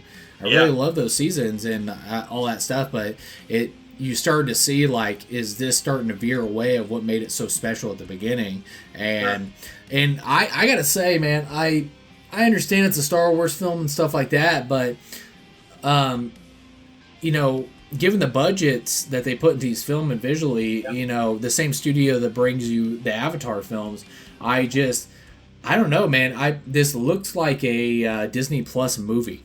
It doesn't look like a theatrical movie to me. And big time. Yeah. Yeah, I agree. and there's even crap. What are the name of the machines that they run across in the snow? Not the giant ones, but anyways, the Mandalorian's on top of one of these, running through the snow, and it looks janky. I was just like, this looks kind of wonky, and all that stuff. And like I said, maybe I hope I'm blown away, and it's the pleasant surprise. But I just got to be honest with you guys. I literally haven't. Big letters right here. I'm like, why am I not excited for this? And I like the Mandalorian character. I like Grogu and stuff like that. That old lone wolf and the cub, kind of storyline. That I'm a sucker for that stuff, man. And that's what I loved about the first 2 seasons of Mandalorian. And it just, I don't know. It just, I'm not excited, and I'm kind of worried because it seems like this was supposed to be Mandalorian season 4. And they did some reshuffling and restructured over at Lucasfilm, and they were like, no, we need to make this a movie. And I really hope I'm wrong, that they didn't just take a bunch of the good moments from each episode of season 4, and they're like, let's make it into a movie. So, yeah. But we'll see, man. Like I said, it's going to be an IMAX, so, going back to that Mortal Kombat thing, even though it's bad, I got to see it in IMAX, so that's always fun. But it sounds good. Yeah, and then always there's the question too: is this the end of the Mandalorian arc? Is he possibly going to die at the end? What happens to Grogu? We know this is before the Force Awakens, so what happens. So and obviously the future films or the new trilogy that came out, there was no mention of Grogu, no Mandalorian, nothing like that. So, and obviously I know the freaking galaxy's gigantic. So it's, it's totally possible you don't hear any mentions because it's freaking space, man. But I don't know, man. We'll see how this goes. But yeah, it's Star Wars, The Mandalorian, and Grogu. So the next movie we have releasing is Ass-E Jin. And then we have Ladies First, which premieres on Netflix. We have Sakaran. We have Tuner, and then we have the May 29th Friday, and this is a movie I wanted to highlight too as well, and I'll let you take this away, Chad, if you want to, or let me know, because we have The Backrooms from Kane Parsons. Sure, and I know, at least I'm through all of Severance up to this point, and it has that kind of a vibe to it. It's an A24 movie, if I'm not mistaken. I think it is. Yep. But it looks, very trippy.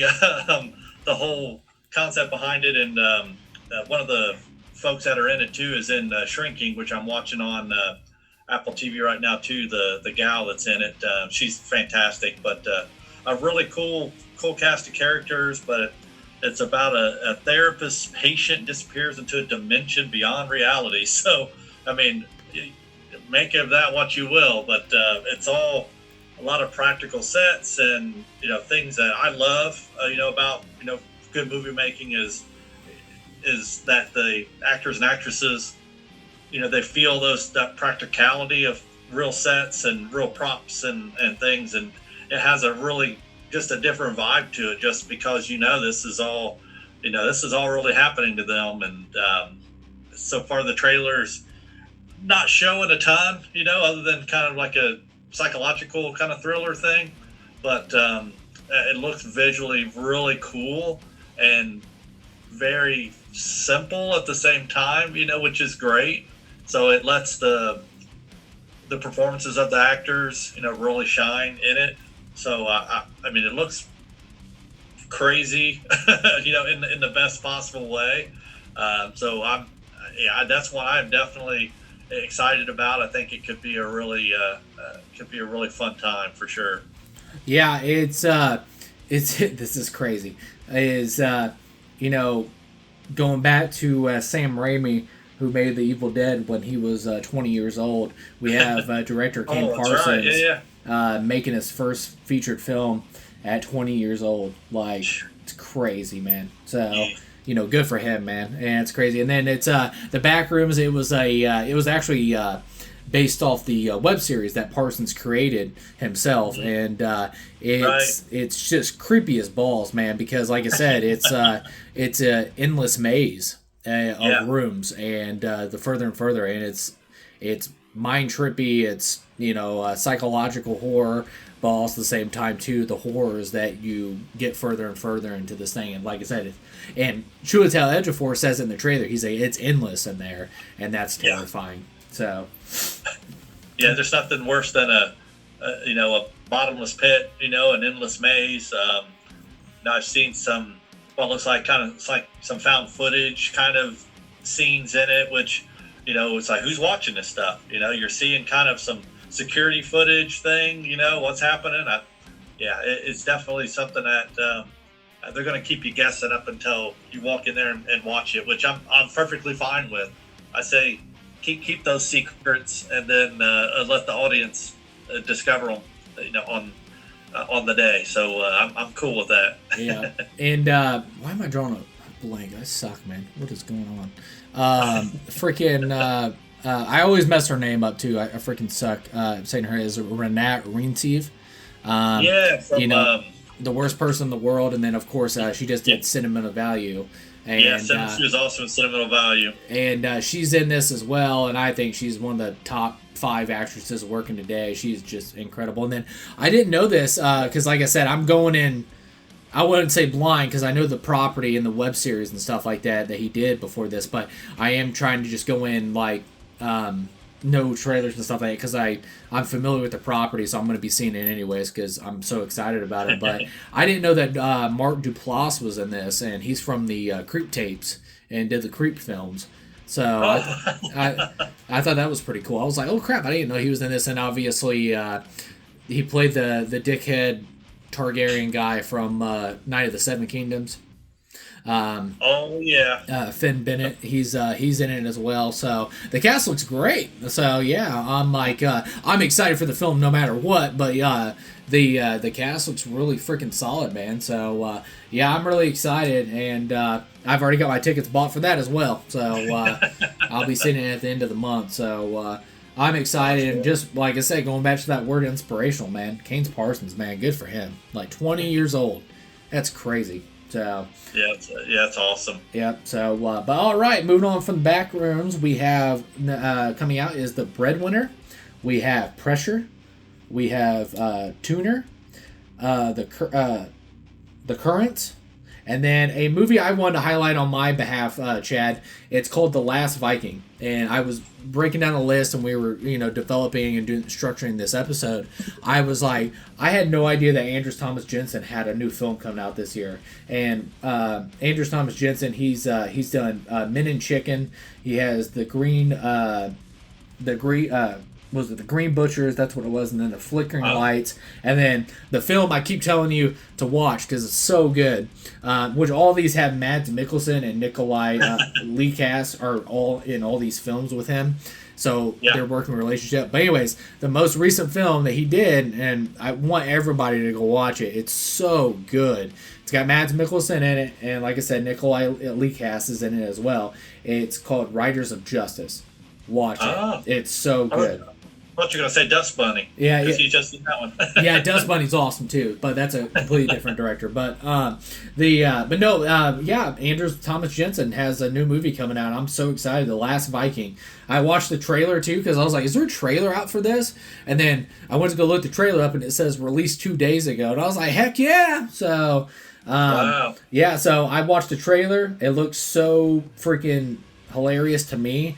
It's very, very dark humor that's up my alley. I don't know if Anders Thomas Jensen's films are going to be for everybody because it's a very like dark Danish comedy that not a lot of people get. It's kind of like the same thing with like Edgar Wright. Like I love Hot Fuzz and Shaun the Dead and stuff like that, but I know there's people out there that don't like British comedy like that. Yeah. And but I don't know. It's dark Danish comedy that just cracks me up. But there's some of his films I can't recommend to people because I'm like, dude, they're going to think this is the weirdest crap they've ever watched in their life. But I love it so much. And like I said, it stars Nikolai Lekas and Mads Mikkelsen re-teaming with Anders. I'm really excited. I'll send you the trailer after this, Chad, and it looks just stupid in the best way possible, and I'm so excited. Yeah, I've got it rolling as you're talking. I just wanted to kind of see what was happening on it, and Mads has got like crazy, like long curly hair. It looks wild. I'm cracking up, but I could watch him, do anything. Honestly, I think after Hannibal and everything we've seen him in, of course, he is one of the top actors, that in my lifetime for sure. He's so awesome. Yeah, he's absolutely amazing. And like I said, he re-teams with a bunch of cast members because like Riders of Justice, Lars Brigham, I know he's in the film as well, which, he's been in Riders of Justice and a bunch of his other films as well. So it's so cool to see them re-teaming because obviously it shows they all have a great working relationship together. And definitely watch Riders of Justice, Chad. It's so good, man. I'm telling you, if it tells you anything too, it was 2021. It was my second favorite film of the year. I absolutely love it. So Riders of Justice. But the next film is Power Ballad, and then you have Propeller One Way Night Coach, which premieres on Apple TV Plus, and you have Renoir, and then we're going on to June. So on the Thursday, we have the June 4th, you have Toxic, you have The Amazing Digital Circus, The Last Act, and then June 5th, we have the Friday weekend, and a film I wanted to highlight as well, and I'll let you take this away, Chad, is The Masters of the Universe. Shoot, man, I don't know what to say about it, honestly. I've watched the trailer a few times. I grew up, in that era of Masters of the Universe. I had all the toys and the Castle Grayskull and Snake Mountain and all the stuff. I had it all and would take it all to a friend's house and we play and have a grand time. I loved the He-Man figures, Masters of the Universe stuff, and we got a Dolph Lundgren led Masters of the Universe movie in the 90s that wasn't great, and I didn't think that we'd ever get to a point where the nostalgia would catch up when people would say, you know what we need? We need to try to tackle Masters of the Universe again and do it one more time. So I was just surprised that they were working on it. I heard some of the cast I knew, and Jared Leto as Skeletor, and then you got Alison Brie in there as Evil Lynn, and I mean it's a crazy cast. I mean, it really is crazy. I'm not super familiar with the guy playing Adam / He-Man, but I've seen like Trapjaw and a couple of the other the evil Skeletor's henchmen, and the makeup and stuff is really good. It's solid, but you're doing almost kind of like a Barbie-esque thing where He-Man Adam is in the real world and he knows that he's not supposed to be, and then he ends up back in Eternia to take on the Horde and the evil minions of Skeletor, and so you get a little taste of him in the fish out of water scenario in the real world, and and the whole time he's trying to find his sword, the one that he uses to turn into He-Man.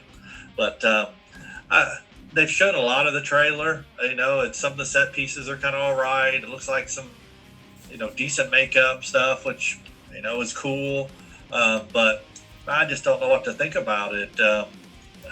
Not everything needs to be rehashed and reimagined for new consumers, but heck, I don't know. Is Master of the Universe even popular with anybody right now other than dudes my age? So I don't get it. So I don't know that I would go to the theater or watch it. At least I wouldn't take Faith and Mallory. I may go by myself and watch it because they'd be bored to tears probably. But I don't know. Is there a big enough market for Masters of the Universe?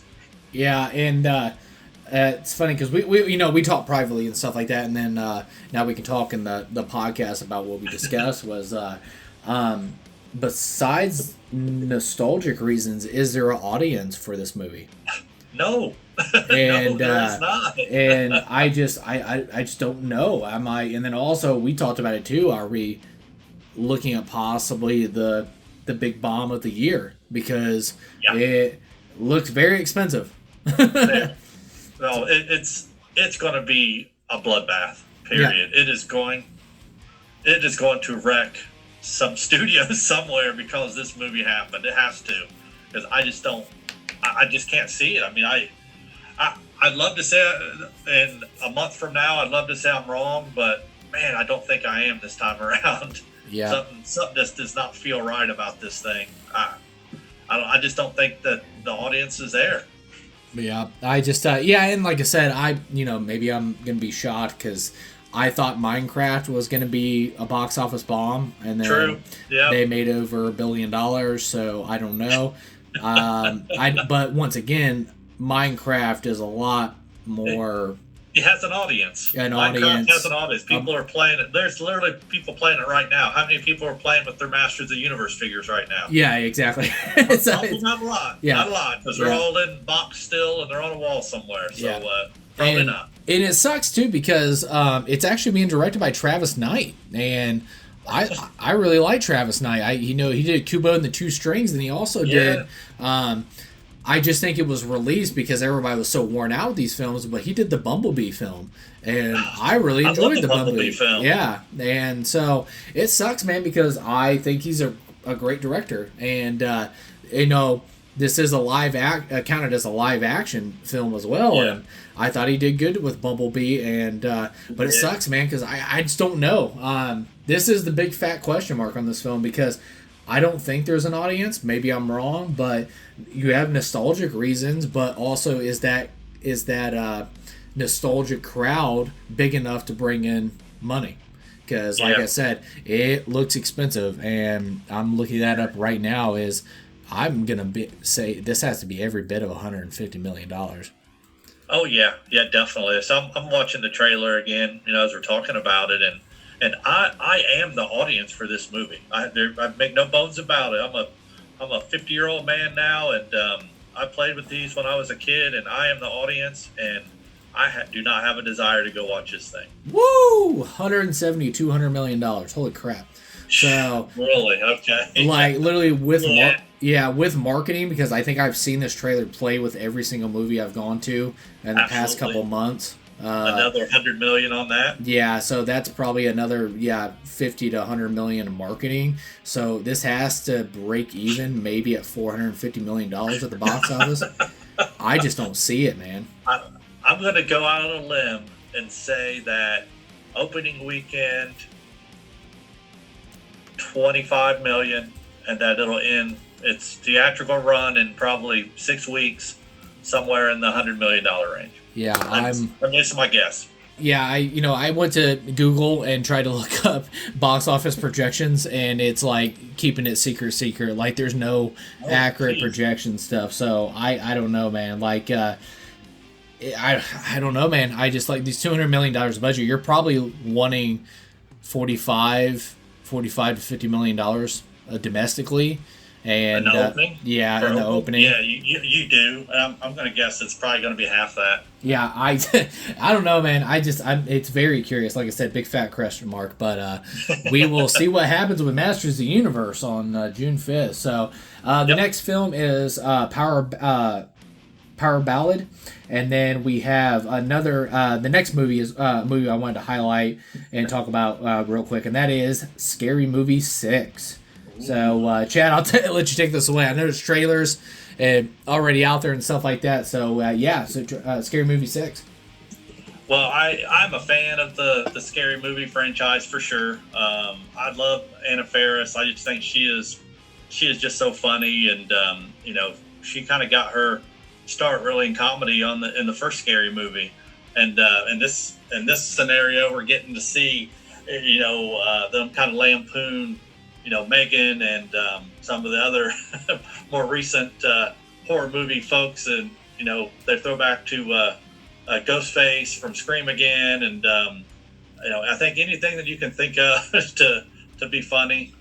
In the trailer, they have a bit where they say like, "Oh no, he's stabbing her," and she's like, basically like, "Those aren't my pronouns," and I'm they them and stuff. It's just it's going to be bad in the best way possible, I think. So looks like Anna Faris is playing kind of from Halloween-ish kind of a role, and she's gonna be fantastic. But it's all the same characters come back that they've been working with the whole time, and it's just gonna be a good time. I mean, they do a Sinners kind of thing in there. I remember seeing that pop up, and it just, there's no holds barred, and I think they've even said in interviews that they don't care. They're just going to do whatever they want. Yeah, it's exactly what I was going to say. I was like, nobody's safe. So it's like, no safe spaces. Yeah, and it's like the same too. It's like, what was it? They were sitting there hugging. She's like, should we hug? And she's like, well, I'm Republican, so I'm racist now. And she's like, well, I just think all white people are racist. And so they come in for a hug, and I cracked up, and then they did the the little spoof of Sinners, and he was like, do drugs and then do half gay shit, and he was like, and then all of a sudden the Wayne's brother pops out, and he's like, why half gay or whatever. So I was like, good lord, but no. It looks really funny, and it's gonna offend everybody, and in the comedy way possible. And it looks like they don't give a crap, which is good, man. Because like I said, everybody has to laugh, and it's I think laughter brings a lot of people together and stuff like that. So it looks like they're doing spoofs on Weapons, Terrifier, Ghostface is back, so I thought that was cool. They did Long Legs. What was it? Halloween. So it just. It's called Nope. Wasn't there a Nope or not Nope? What's the? Gosh darn it! Oh, Get Out. Yeah. Get Out. Ah, gosh darn it! Yeah. Get out when he's sitting in the chair and she's hypnotizing him. Yeah, and he starts getting sunk into the chair. It was awesome. It's gonna be ridiculous, but it'll be fun. It'll make a lot of money too, I think. Yeah, me too. I really think there is an audience for this, and I think because every freaking time the trailers came on the theater, everybody's been cracking up in the theater. So I think it's needed right now. Yeah. Just with everything going on in the world, some good horror comedy out there is just what people need, just to forget a little bit and have a good time and see some people and things lampooned a little bit. It's not a bad thing. So it'll be great. Yeah, and then I think that's another too. I think there's a lot more eyeballs on this. That's the reason why I think that's another dagger to the Masters of the Universe, because that comes out the same weekend, and I think a lot of people are going to be seeing Scary Movie. So yeah, you're absolutely right. Looking at the lineup, that's crazy. I mean, I honestly think Train Spotting, the re-release of it on the same weekend, is probably going to do better than Masters of the Universe. Yeah, I just think that feeling. Yeah, it's crazy, but no, Scary Movie. Like I said, I hope this is a return because I really enjoyed. I didn't think it was like blew me away. But I really enjoyed the spoof comedy of The Naked Gun that they did last year. It wasn't bad, yeah. I didn't mind it. And now doing Scary Movie and everything. I hope this is like a resurgence that it gives studios confidence to start doing spoof comedies again. So I hope so. Yeah, I hope so too. So that'd be fun. But no, moving on from Scary Movie 6, we have next is The Birthday Party. And then we have a movie I wanted to highlight and talk a little bit about. Chad, it was Caroline. Oh, okay. The reason why I want to talk about this is because it has two actors I think are very underrated, and the Scream King and Queen or whatever. Even though this isn't not really a horror movie, but it's somewhat. But anyways, you have Kyle Gallagher and then you have Samara Weaving in this sexy Bonnie and Clyde movie. So it's it looks good. I showed Jessica the trailer the other day, and she's like, "Yeah, we're definitely watching that." So I'm a big fan of Kyle Gallagher, and I'm a big fan of Samara Weaving, and Definitely. Just recently too, I showed I recommended you Dinner in America. And I love Dinner in America. Yeah, he's an absolute nut in that movie. And then, of course, he's been in Smile and Jennifer's Body, and he's like I said, a Scream Queen. And then you have Scream Queen, Samara Weaving, who's also been in the same year. Last month, she was just in Ready or Not 2, and she's also got another movie coming out later this year with Jason Segel too. So it's a Samara Weaving year, so it's pretty cool. But no, sexy is the best word I can explain for the trailer. It seems like her and Kyle Gallagher have a really cool chemistry, and Bonnie and Clyde is the reason when you watch the trailer, it's a Bonnie and Clyde type film because they're robbing banks and ripping people off and things like that. But have a good time. the only thing I have is the only worry I have for the film is it going to be something uniquely different of the Bonnie and Clyde type thing that we've seen and do something unique with it, or is it going to fall into the trap of we've seen this song and dance before? So we'll see what happens, because like I said, it's the Bonnie and Clyde thing is they fall in love and then they get like a fix and a high off of doing these criminal stuff, and then eventually it all falls apart. So so it's pretty predictable. It's kind of like a music biopic, the band gets together, they make it big, and then somebody gets into drugs or somebody dies or they split apart for some reason, and we've seen this song and dance before. So we'll see what happens. But no, as just I'm just a really big fan of Kyle Gallagher and Samara Weaving, and this was definitely on my radar, and it looks awesome. So I'm really excited to check it out.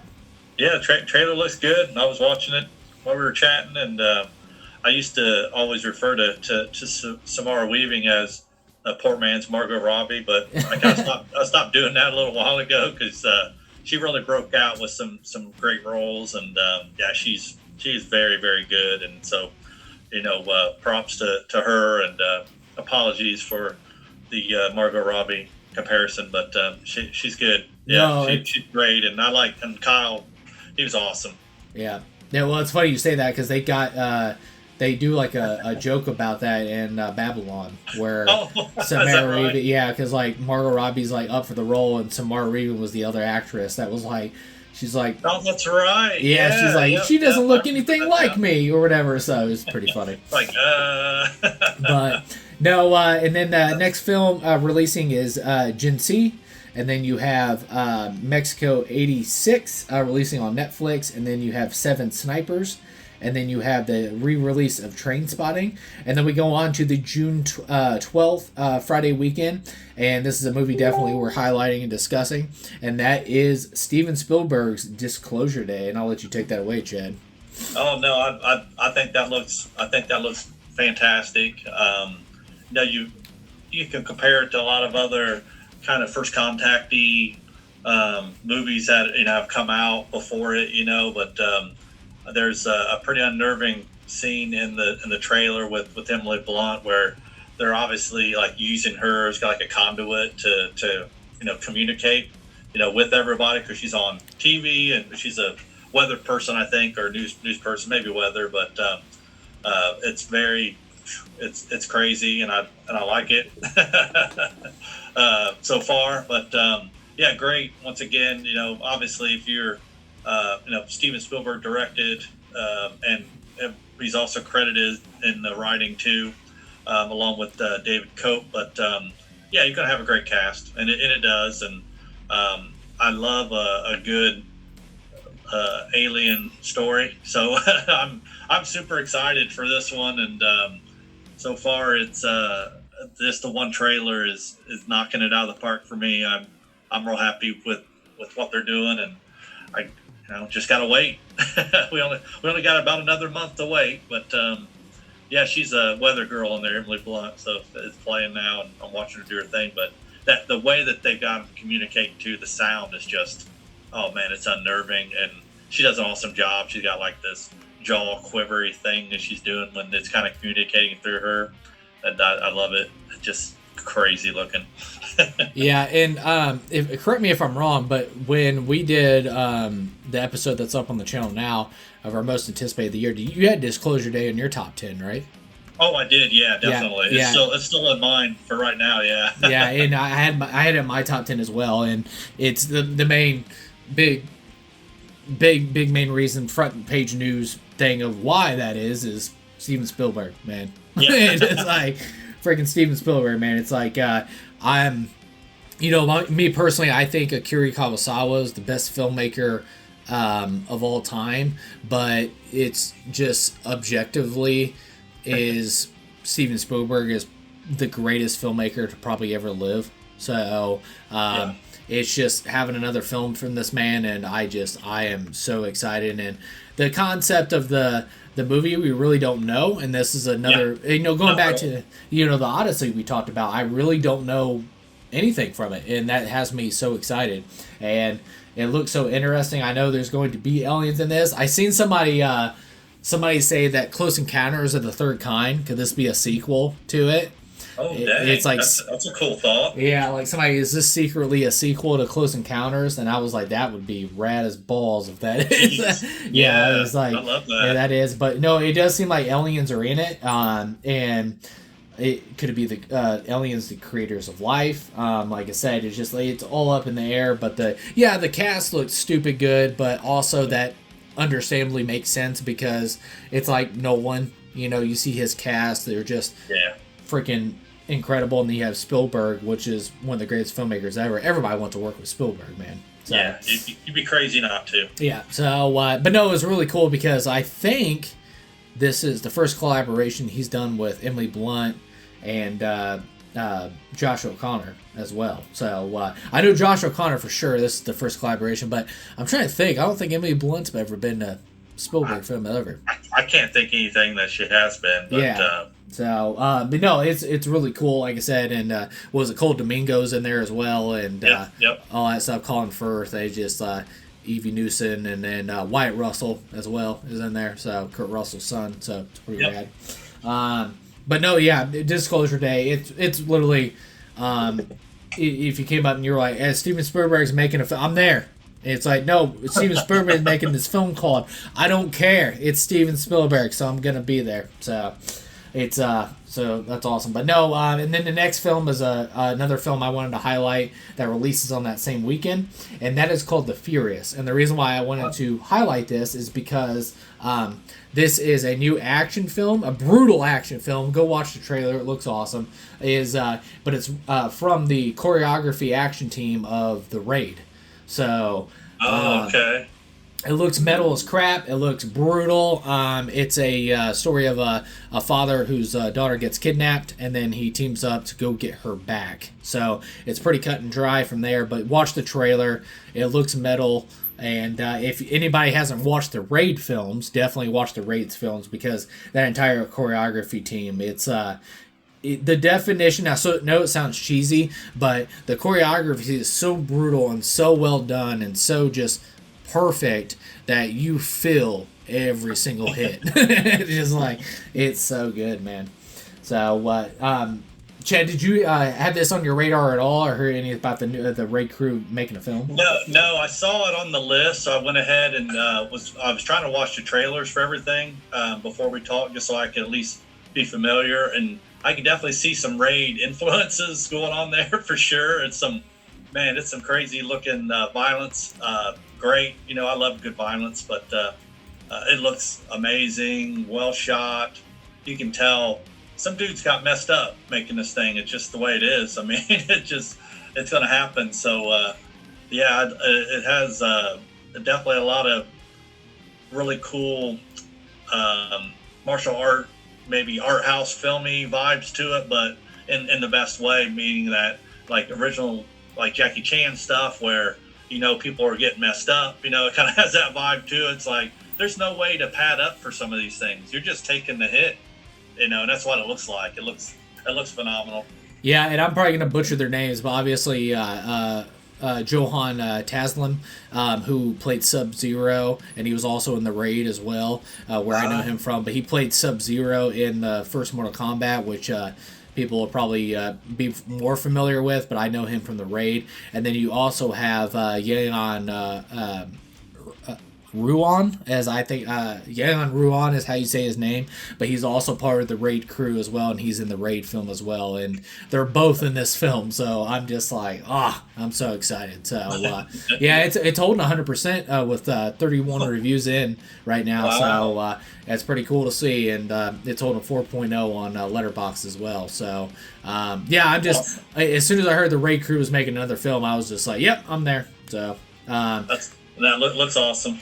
Yeah, and like I said, it sounds cheesy, but seriously, go watch The Raid, and then also you even watch the trailer for this because you feel every punch, and it looks metal, man. I'm so excited. But the next film releasing on the June 12th weekend is Stop That Train, and then you have Amor Perros, and Amores Perros. That sounds like maybe a Spanish language film. Yep, and then it says a re-release as well, so that must be a old film. I'm not familiar with it. Yeah. So, and then you have Find Your Friend, and then you have Flag Day. And going into the June 19th weekend, we have a movie that I wanted to highlight as well, and that is The Death of Robin Hood. And I'll let you take that away, Chad. What'd you think of, because there is a trailer out there, there's poster, first look photos, all that stuff, starring Hugh Jackman, Jodie Comer, and Bill Skarsgård. And what'd you think of The Death of Robin Hood? Are you excited?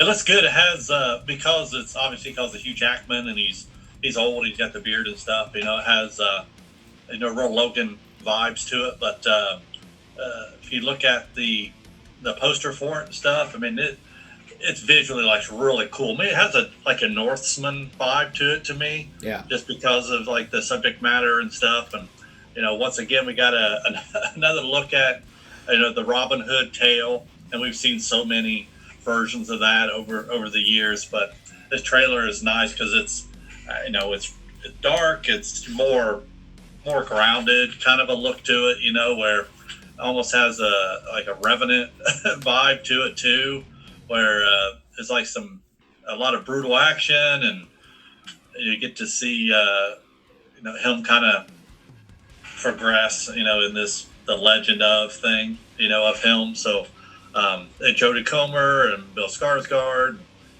great cast. But I've only seen it a couple times, but I think it has potential to be, pretty cool. A nice new direction for Hugh Jackman after so many superhero movies. But yeah, I think it looks good. I didn't know much about it until I started, kind of prepping for this. But yeah, I think it's going to be, winner for him. An A24 movie. So yeah, we'll see what the audiences think. I mean, I knew about Robin Hood, as a kid, and like I said, every so often they're doing new Robin Hood movies to kind of keep that idea fresh in your mind. But I hope it's not a Masters of the Universe thing where people just don't care about Robin Hood. But I don't know, maybe it'll spark some new interest in the myth. Yeah, and the big reason too I'm so excited about this is the main reason until I seen the cast and I was like, holy crap! I'm like, that's Michael awesome. Sarnowski. Yeah, it was like Michael Sarnowski who did a Quiet Place Day One, and then he also did one of my favorite directorial debuts and one of my favorite films of what was that, 2023, I believe it was, or maybe 2021, but it was like one of my top 5 favorite movies of the year, and that was Pig with Nicolas Cage. Oh, yeah, and Pig. It's just, I think he's a great filmmaker, and I'm really excited to see this. It seems like it's a almost like a Clint Eastwood's Unforgiven. Like, he's away from like his old life, but he gets drugged back into it, and then the legend gets dragged back in, and it's Hugh Jackman obviously is rocks, and then Jodie Comer rocks, and then Bill Skarsgård. So I'm really excited to check this out. You nailed it on the head. I love the Northman grittiness of it, and so how much I love the Northman and stuff like that. So I'm just a sucker. That's why I said it.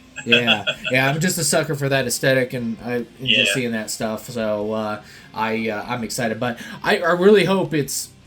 I just really hope it's executed very well, which I am very confident because it is by Michael Sarnowski, so I'm really confident it's going to be. So. But it's like I was so disappointed like decades ago, and when they did that Ridley Scott Robin Hood with Russell Crowe.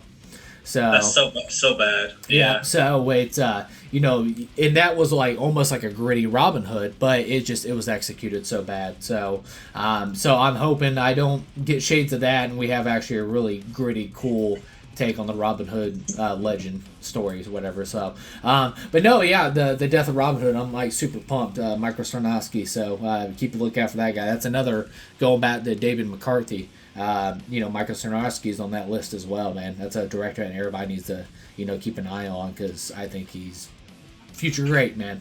So, but moving on from that, we have the next movie is Girls Like Girls, and then movie also releasing that weekend, which is going to be heavy competition. I'll get to that why for the death of Robin Hood is we have Pixar's Toy Story 5. And Chad, before I give my thoughts on this, so Toy Story 5. Oh man, I was talking to Faith about doing this podcast and stuff, and I said, "Yeah, did you know there's a Toy Story 5 coming out?" She just said, "Why? Why is there a Toy Story 5 coming out?" I'm like, "I guess it makes money." So the whole idea on this one is that the toys are older now, and now their competition is some screens, some tablet thing, and. I don't know, man. I enjoyed the first 3 and thought that they ended it so beautifully with Bonnie and Andy saying goodbye and waving. I mean, it just like it couldn't have been any better. And other than just the pure greed of the intellectual property owner to say like, nah, we know that was perfect. It was beautiful. It couldn't have been any better, for the people that grew up with these characters. We're just gonna crap all over it and just make some extra money. So I mean, that's what it feels like to me. I mean, I'm just gonna lay it out there. I don't know that I'm interested in going to see Toy Story 5 at the theater. It may be good, and I might kick myself later and say, yeah, I'll probably go ahead and see it. But right now, I just do not have any interest in it. Yeah, that's the big quote I have right at the beginning of my notes here is, do we need this? And it's a big question mark. Like I said, because like the Toy Story films are very personal to me because I was Andy. I was the same age as Andy in the first one. I was the same age as Andy in the second one, and in the third one, Andy was going off to college. I was going off to college at the same time as well. So it's just like it's literally Toy Stories are me. Yeah, I am Andy. So all that stuff, and so. It's very personal, especially my generation and stuff like that. It's just, it's Toy Story. And, so I don't know if we need this. The fourth one, I don't think the fourth one's terrible, nothing like that. But it's also, not terrible. Yeah, but it's not anywhere near the first 3. And, and same thing with this. I think it looks like from the trailers I've seen, obviously the big threat. And this one is obviously tablets and, the digital takeover and all that stuff, which makes sense. I do like that concept because from obviously toys aren't alive and they're talking to each other. But if they were, the big threat would be the tablets and stuff like that because that's what most kids are on now. So that makes sense. So it's cool. But and then also I don't know if this is true or not. Like, I know that in this one, Jesse is probably going to be a bigger focus. So I don't know. Like I said, do we need this? Could this been a spin-off movie for Disney Plus that they could have done with Jesse and them? But once again, you know, you got Tom Hanks and Tim Allen and all them coming back and stuff like that. So yeah, I get it. It's going to be a featured film. So I hope, which who knows what's going to happen, but I hope they didn't come back for a big paycheck. I hope they came back because the script, like something in there, brought everybody back. They're like, okay, we can work with that. So we'll see what happens. But yeah, fingers crossed. It's Toy Story 5's good. I don't know if we need it, but like I said, hopefully my mouth is shut in a good way. So, but yeah, moving on from Toy Story 5, we have Finnegan's Foursome, and then the next movie, what is? I don't even know how to say this. Leviticus. Okay, yeah. So Leviticus, and then the next movie we have is Rose of Nevada, and then we have Unidentified, and then moving on to the June 26th weekend, we have Jackass, Best and Last. Obviously, it's the last film of the Jackass crew. And all that stuff. So, and then we have Lucky Strike, and then the next film is a focus movie that we wanted to talk about a little bit, and that is Supergirl. So, Supergirl, I was really, you know, obviously we got a tease at the end of Superman, spoiler alert, is Millie Alcock is the Supergirl, which I love that casting. I think she's going to do excellent in this role, and seeing from the trailers and stuff like that, I think she looks great. I really like that casting. I like her as an actress, and I think she's going to absolutely kill it, and she's awesome. And I love the punk rock feel of it, and I know it's based off the Supergirl Woman of Tomorrow, which is the graphic novel that everybody needs to read, the comic series. Go buy that. If you look at a comic book store, go grab that bad boy because it is excellent. Definitely read it. And then it will be directed by Craig Gillespie, who did Dumb Money, and he also directed I, Tonya. So I really like him as a filmmaker. I really like this story that they're adapting for the screen, and I'm actually excited for this and stuff like that. I really like how visually it looks. I know a lot of people keep saying it's got a visual flair of Guardians of the Galaxy, but I think they mean that in a negative way, and I take it as a positive. So, and so we'll see what happens. So yeah, but yeah, Supergirl, what do you think?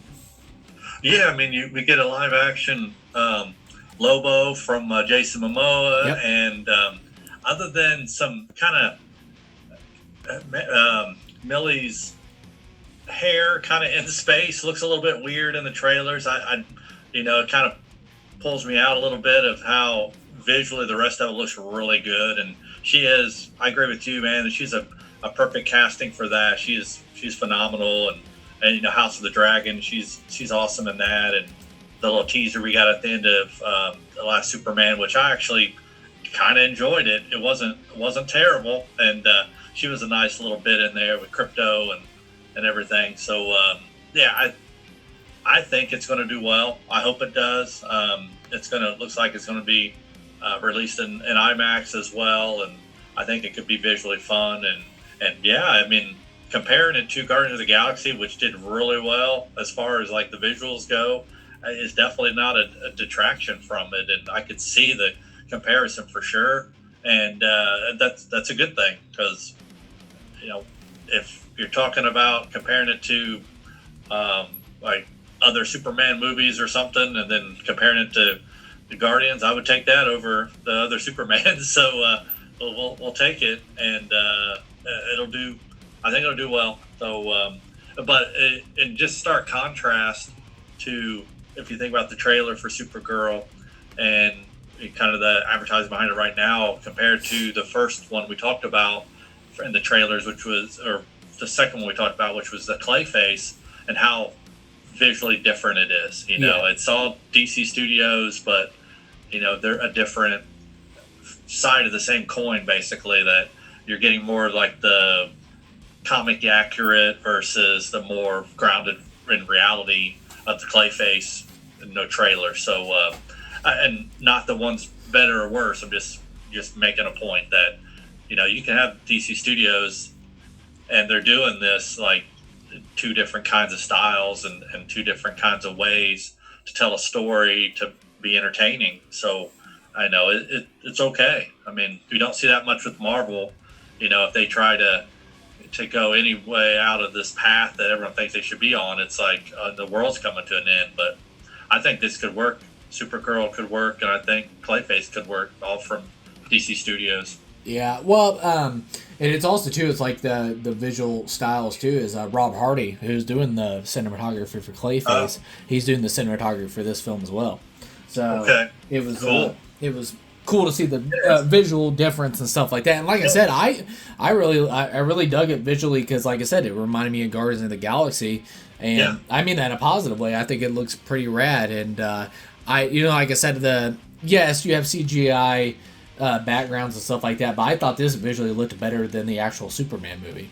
So I don't disagree at all. That's the problem I had with the Superman film. Even though I enjoyed the Superman film, I was like, the digital background, it just felt too digital, if that makes sense, like too perfect. And this one it did. Yeah, and this one it seems like it's got some grime on it, and I really dig that. So one of the big flaws I've seen in the trailer, and I do not I like the dialogue of him. I really do, but I do not understand, and I do not like at all the design of Krim. I do not understand. Like, if anybody gets a chance, look up what Krim looks like in the comic books, and then look what Krim looks like in this movie, and why was that approved? So right, and they tried so hard to get Lobo to be as comic accurate as they could. And he almost looks comical. Yeah, is the problem, because he looks too much like the comic book version. But then they go the opposite way. So you nailed it. You said who approved this? Like, what, was somebody sick that day and they just let it slide, or what? But it seems odd. I don't understand it. Like I said, and like seeing Lobo, how perfect he looks, I was just like, I don't know, man. I'm like, it kind of drives me bonkers. I'm like, who approved this? And like I said, if you see the actor, what he regularly looks like, and I'm like, he looks like the character from the comic books with his hair and stuff like that. And then they showed the first look trailer, and I was like, man, I'm really excited about this movie. But what happened to the design of Krim? Like, I don't understand it. And then. But no, I do like the dialogue from Krim in the trailer. He seems like a freaking monster, and I love it. Yeah. And because even Millie Alcock, she's a Supergirl. She's on her knees, and he was like, "Your eyes are so beautiful when you cry." And I was just like, "Oof!" I'm like, and stuff. So it's the dialogue and stuff, he seems like he's gonna have a cool presence in the acting and stuff like that, but man, that visual look, I don't know if I'm gonna forgive that part. But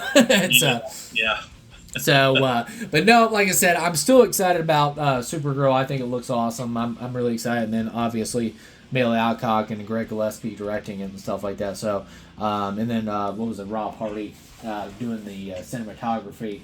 It just, I'm excited all around. But man, that Krim thing is driving me nuts, man. But anyways, moving on from Supergirl, we have that same weekend we have The Invite, and then we have Romeria, and then moving on to the month of July.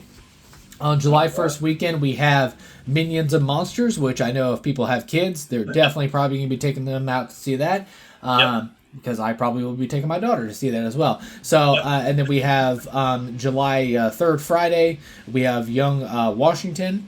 And then July 10th, Friday weekend, we have Evil Dead Burn, which we've talked in depth about it and stuff like that. And like I said, from Sébastien Vaniček, who did Infested. I'm very excited to see you do that. And then I was going to save this for when we came around on this, but is there any additional things you wanted to add to Evil Dead Burn before I talk about this little thing about it?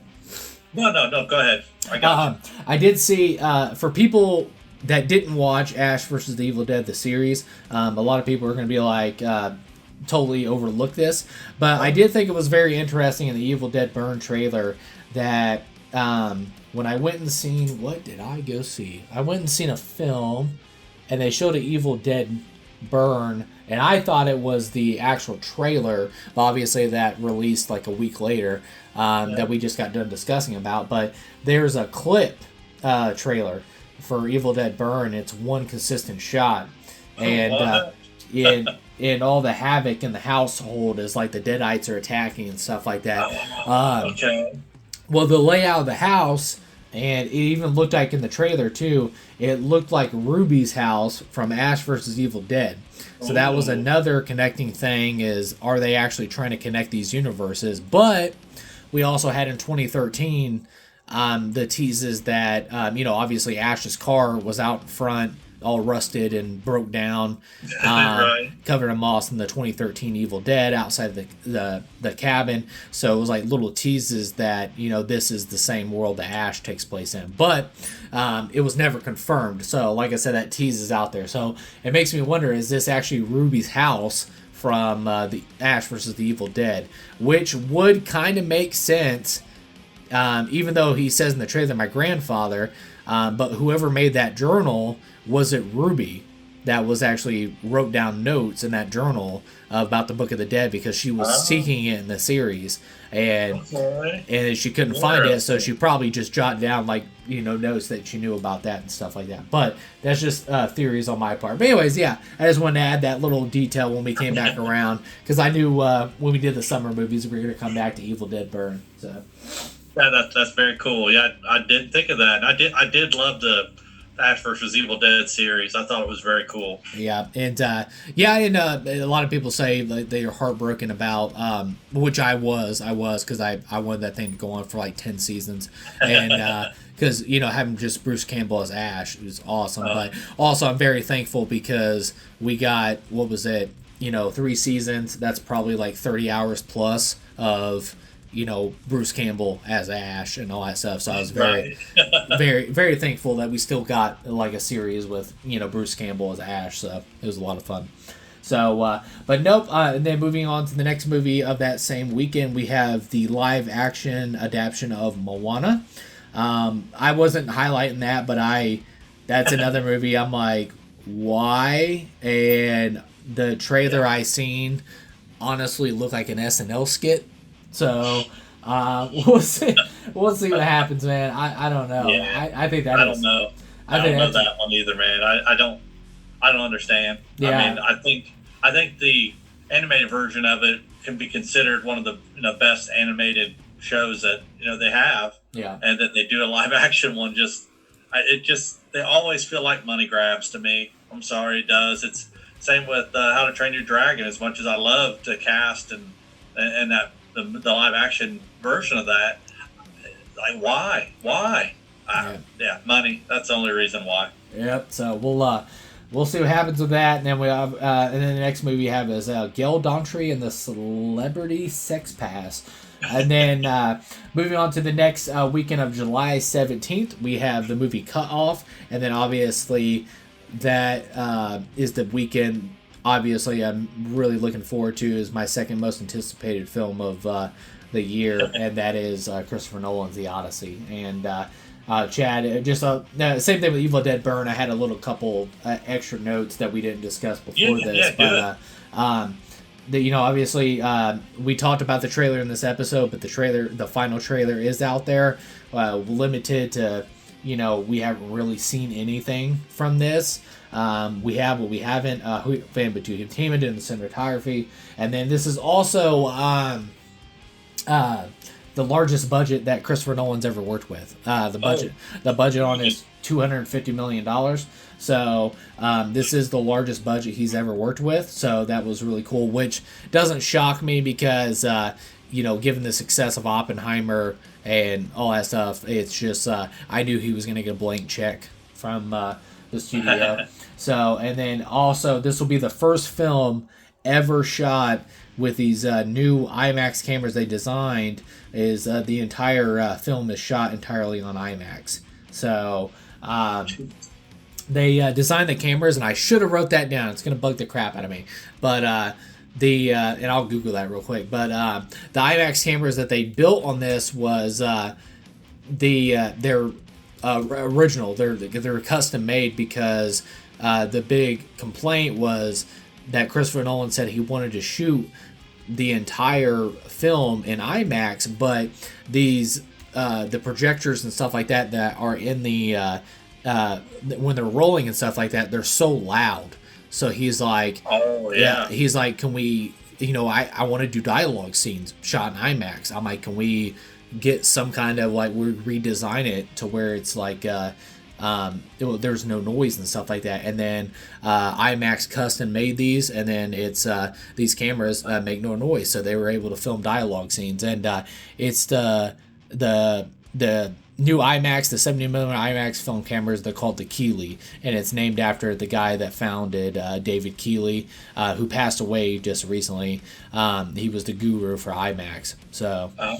So it just and Christopher Nolan, when he passed away too, he made a big giant like post and stuff talking about like, and he's totally right too, because it used to be like they do like animal documentaries or space documentaries and things like that shot for 70mm IMAX, and then Christopher Nolan and him transitioned it over to film. So they revolutionized cinema forever. And now that Christopher Nolan and these Keeley cameras too, once again, you're advancing cinema again, because now there's going to be so many directors shooting films now completely in 70mm IMAX. So it's awesome. Yeah, that's fantastic. Yeah, I mean, that's something that it's strange to say, but it doesn't feel like we've had like, really big advancements in film making technology for a while. I mean, the last thing I can think of is probably, the mocap work that Andy Serkis did, for Lord of the Rings, that turned into, Planet of the Apes, Rise of Planet of the Apes. I mean, all the stuff that's been used in now to just, give us what we've got. Yeah, of course, James Cameron with his stuff for Avatar, but as far as like actual hardware stuff goes, it's just few and far between for anything that really is making a big splash in the industry. That's great.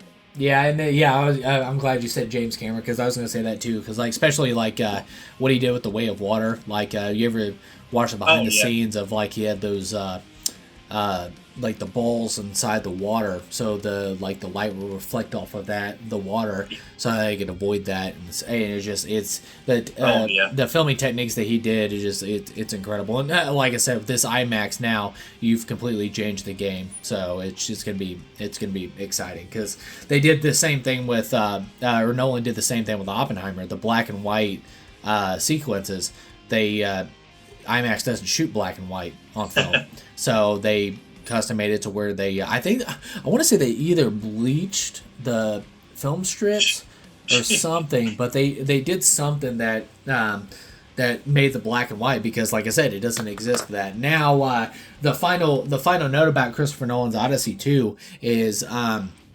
Odyssey is I want to say it's shorter than and a lot of people are really worried about that, but it's actually shorter than Oppenheimer. So it's because Oppenheimer came in at 3 minutes and 3 hours and 2 minutes, and I'm trying to see the runtime on this bad boy. Man, Google, you suck. On Odyssey?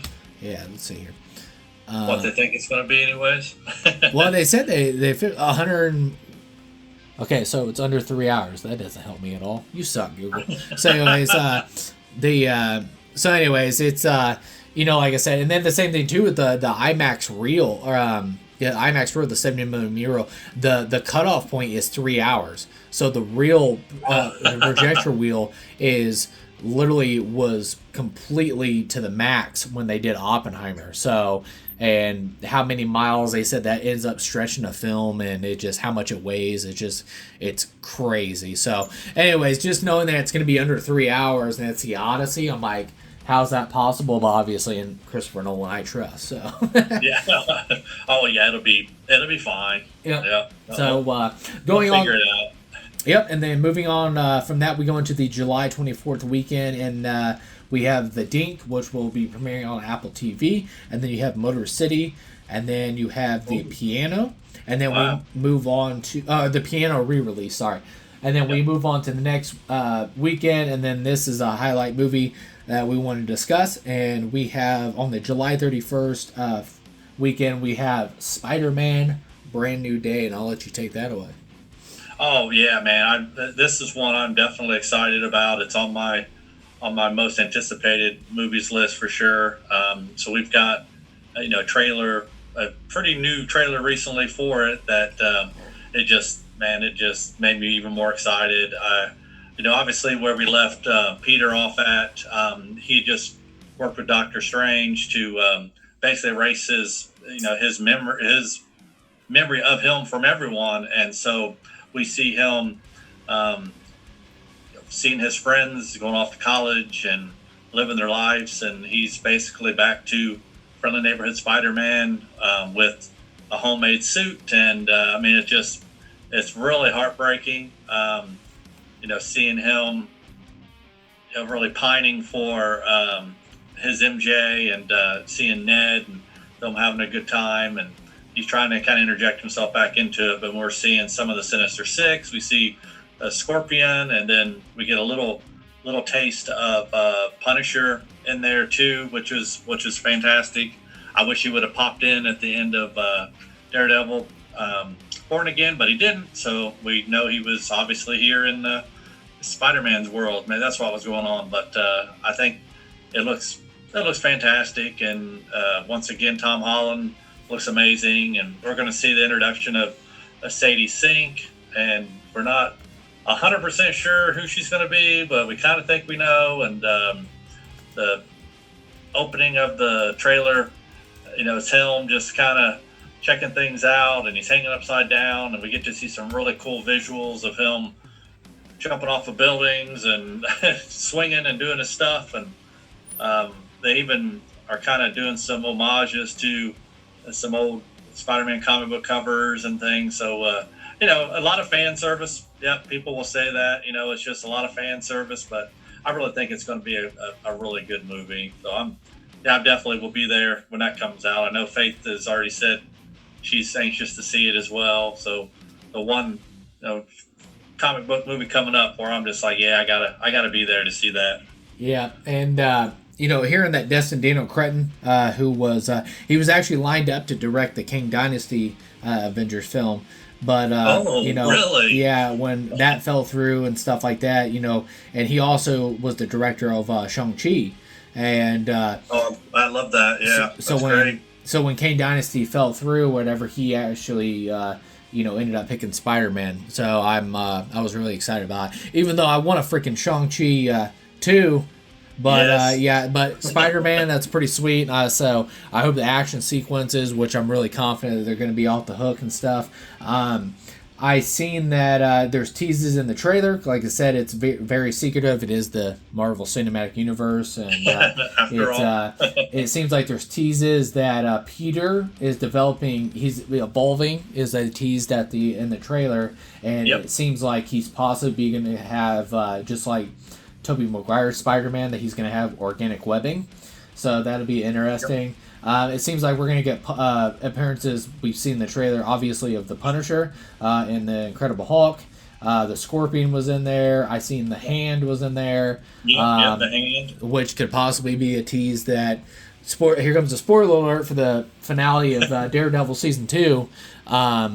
Is Daredevil's in jail, and it looks like the Hand is at this prison fighting against Peter. So could we possibly get a appearance of Matt Murdock as Daredevil and all that stuff? I'm very curious of who is Sadie Sink. Is she Jean Grey? There's been rumors about that. I've seen MJ, but that doesn't make any sense. If Zendaya is the MJ of the thing, so that doesn't make any sense. So we'll see what happens. But no, I'm very excited because, like I said, it's pretty secretive about what's going on. And then also, I'm just excited to see Tom Holland as Spider-Man because I think he does a really good job as Peter Parker and Spider-Man. But the only complaint that I have is I know CinemaCon just happened recently, and they showed some footage that we haven't seen yet publicly released. And they said in the teaser, and this kind of drives me nuts because it kind of took out the wind of the sails of excitement, is at the end of No Way Home, we had Peter. He's living in an apartment. He's literally knitted this suit together, all that stuff. It's just like you have a grounded Peter Parker using his brain. Like, it's Peter Parker is very, very intelligent, and he no longer had Edith to help him out. Stark Technology to help him out. It was literally Peter Parker. He is Spider-Man now. That's how I felt at the end of No Way Home. Well, somebody said in this new footage that he's actually using a AI in the film, and is an AI assistant that is named Evie. So it's the letters EV.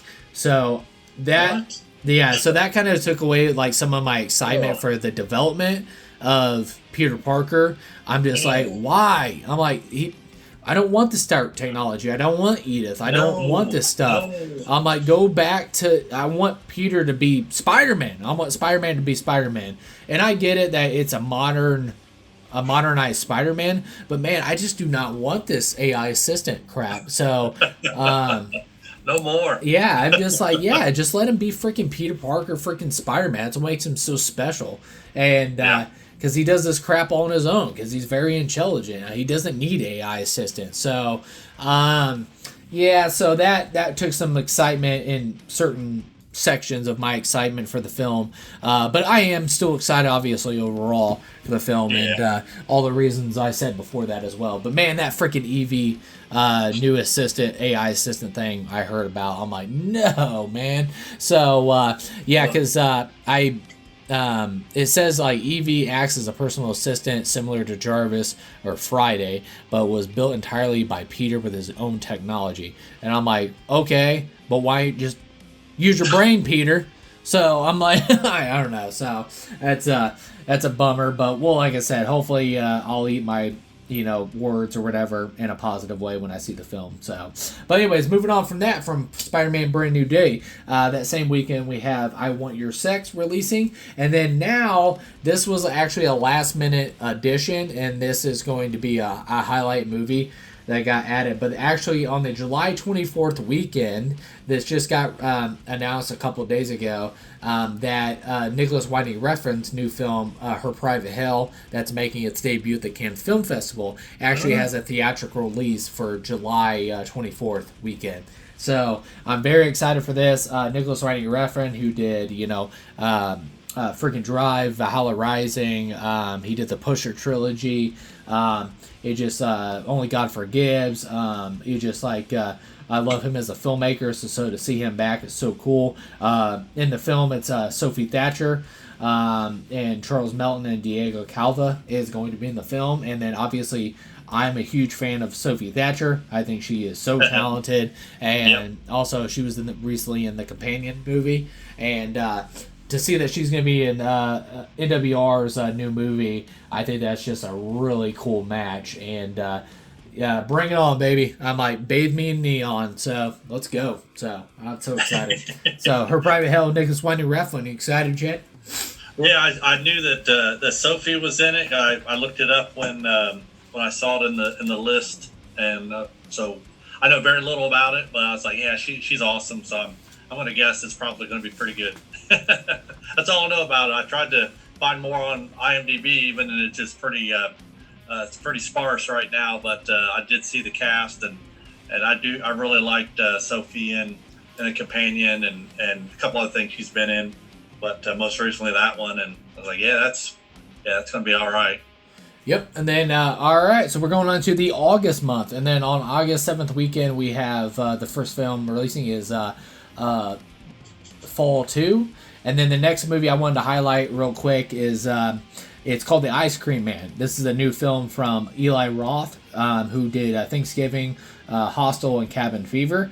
The best way I can describe Eli Roth is his filmmaking is ridiculous, bonkers violence. And Thanksgiving, I don't want to say it's a great film, but it is a bonkers fun film. And it's just, I think you know what you're getting yourself into. Obviously, by the title of Ice Cream Man, I always thought it, like, for years. I think there's a comic book series, too, that's uses like a killer ice cream man, and this might be what it's based off of, adapted from. But once I seen Eli Roth was doing like a serial killer type with the ice cream man, I just like, yeah, that's just going to be ridiculous bonker violence that James is probably going to be checking out. So ice cream man, Eli Roth fan. Have you seen Thanksgiving, Chad? No, I have not. Okay, but it is. I've run across it a couple times, and it's always on my list of stuff to watch. I have not watched it, but I have seen the original like 1990s Ice Cream Man with Clint Howard, Howard's brother. Yeah. And I mean, it's just it's just a slasher movie with Ice Cream Man context in it. Driving around and keeping body parts in the fridge and all that kind of stuff. So I kind of figured it might be either a remake or a homage, at least to that. Yeah, it's a Douglas Summer turns into a sheer terror as an ice cream man serves up sweet delights with horrifying results. So if that tells you anything right there, it's just like it's not going for the Godfather or anything like that when it comes to writing. So it's just going to be a bloodbath of bonkersness. So that's it seems fun for horror fans, and then also or horror comedy fans and horror fans in general and stuff like that if they know Eli Roth's history with horror. But so moving on from the Ice Cream Man, we have the Once Upon a Time in the Cinema, and then this is moving on to the next film is a film I wanted to highlight because I do love this comedy franchise is Super Troopers 3 releases, and I love, it's like a growing up comedy classic for me is Super Troopers 1. I quote that movie all the time. I actually quoted it today because I had a fit test at work and I had to shave my face for a respirator training or whatever, and you have to like shave your face down. I had nothing but a mustache, and I said, I think inside my mind I look like Omni-Man with a mustache, and I'm awesome. But in reality, I'm like Farva from Super Troopers. So I was cracking up. But no, there is a trailer out for this right now, and it seems like Farva is getting an engagement to Thorne's sister, and the troopers. Thorne, and then the troopers are, while they're trying to stop a drug operation, they're also trying to stop the wedding. It's going to be crazy. Super Troopers is definitely one of my guilty pleasure movies. I'll watch that about any time. It's just so ridiculous. them drinking the maple syrup at the table, having the contest, and then it cracks me up because then the gal comes in and she wants pancakes, but there's no syrup. Just the little things like that, and I love the bit with the costume with the bear, looking like he's having sex with the bear, and they're going to arrest him and stuff. But anyways, I love Super Troopers, and the second one was fine. It was fine. I like the Canadian, the Mounties versus the Super Troopers. Was kind of funny, and it had some good parts. Definitely, Rob Lowe was in it. He was like the main bad guy in that one. But it was fine. But I'm actually excited about Super Troopers 3. I watched the trailer a couple times, and I really enjoyed it. I love that team, but it looks like I saw in the cast the guy that plays the Deep from The Boys. He's one of the new people that are in it. He looked pretty good, so I'm like, I'm excited. All the same folks, but a couple new guys added into the mix. It's gonna be a good time. Not Oscar-worthy cinema, but it's gonna be a good time. Yeah, and it's crazy too because did you see that? And I'm not even gonna attempt his last name, but the actor that plays Jay, or the actor Jay, who is Senior Trooper Arcot, he is directing it. Oh, is he really? Okay. Yeah, that's awesome. Yeah, so and that's pretty cool. Like people cutting their teeth with properties that they, as directors of like properties they're familiar with. So that's exciting and stuff. Like I said, it's kind of like I felt with Michael B. Jordan when he made his director debut with Creed. It's just like, yeah, that's a property he's familiar with. So to cut your teeth as a filmmaker, with a property you're very comfortable with, so that's pretty cool. But yeah, to see Jay doing that, he's actually directing the film. That's pretty sweet. So it's very cool. Yeah, I'm glad. I mean, he may even have some some stake in the property by now. I mean, he could be a part, owner of the IP. But yeah, that's fantastic. Oh, holy crap! Holy crap! He directed that. Even though I wasn't a big fan, you said the same thing as well. But yeah, he directed the second one as well.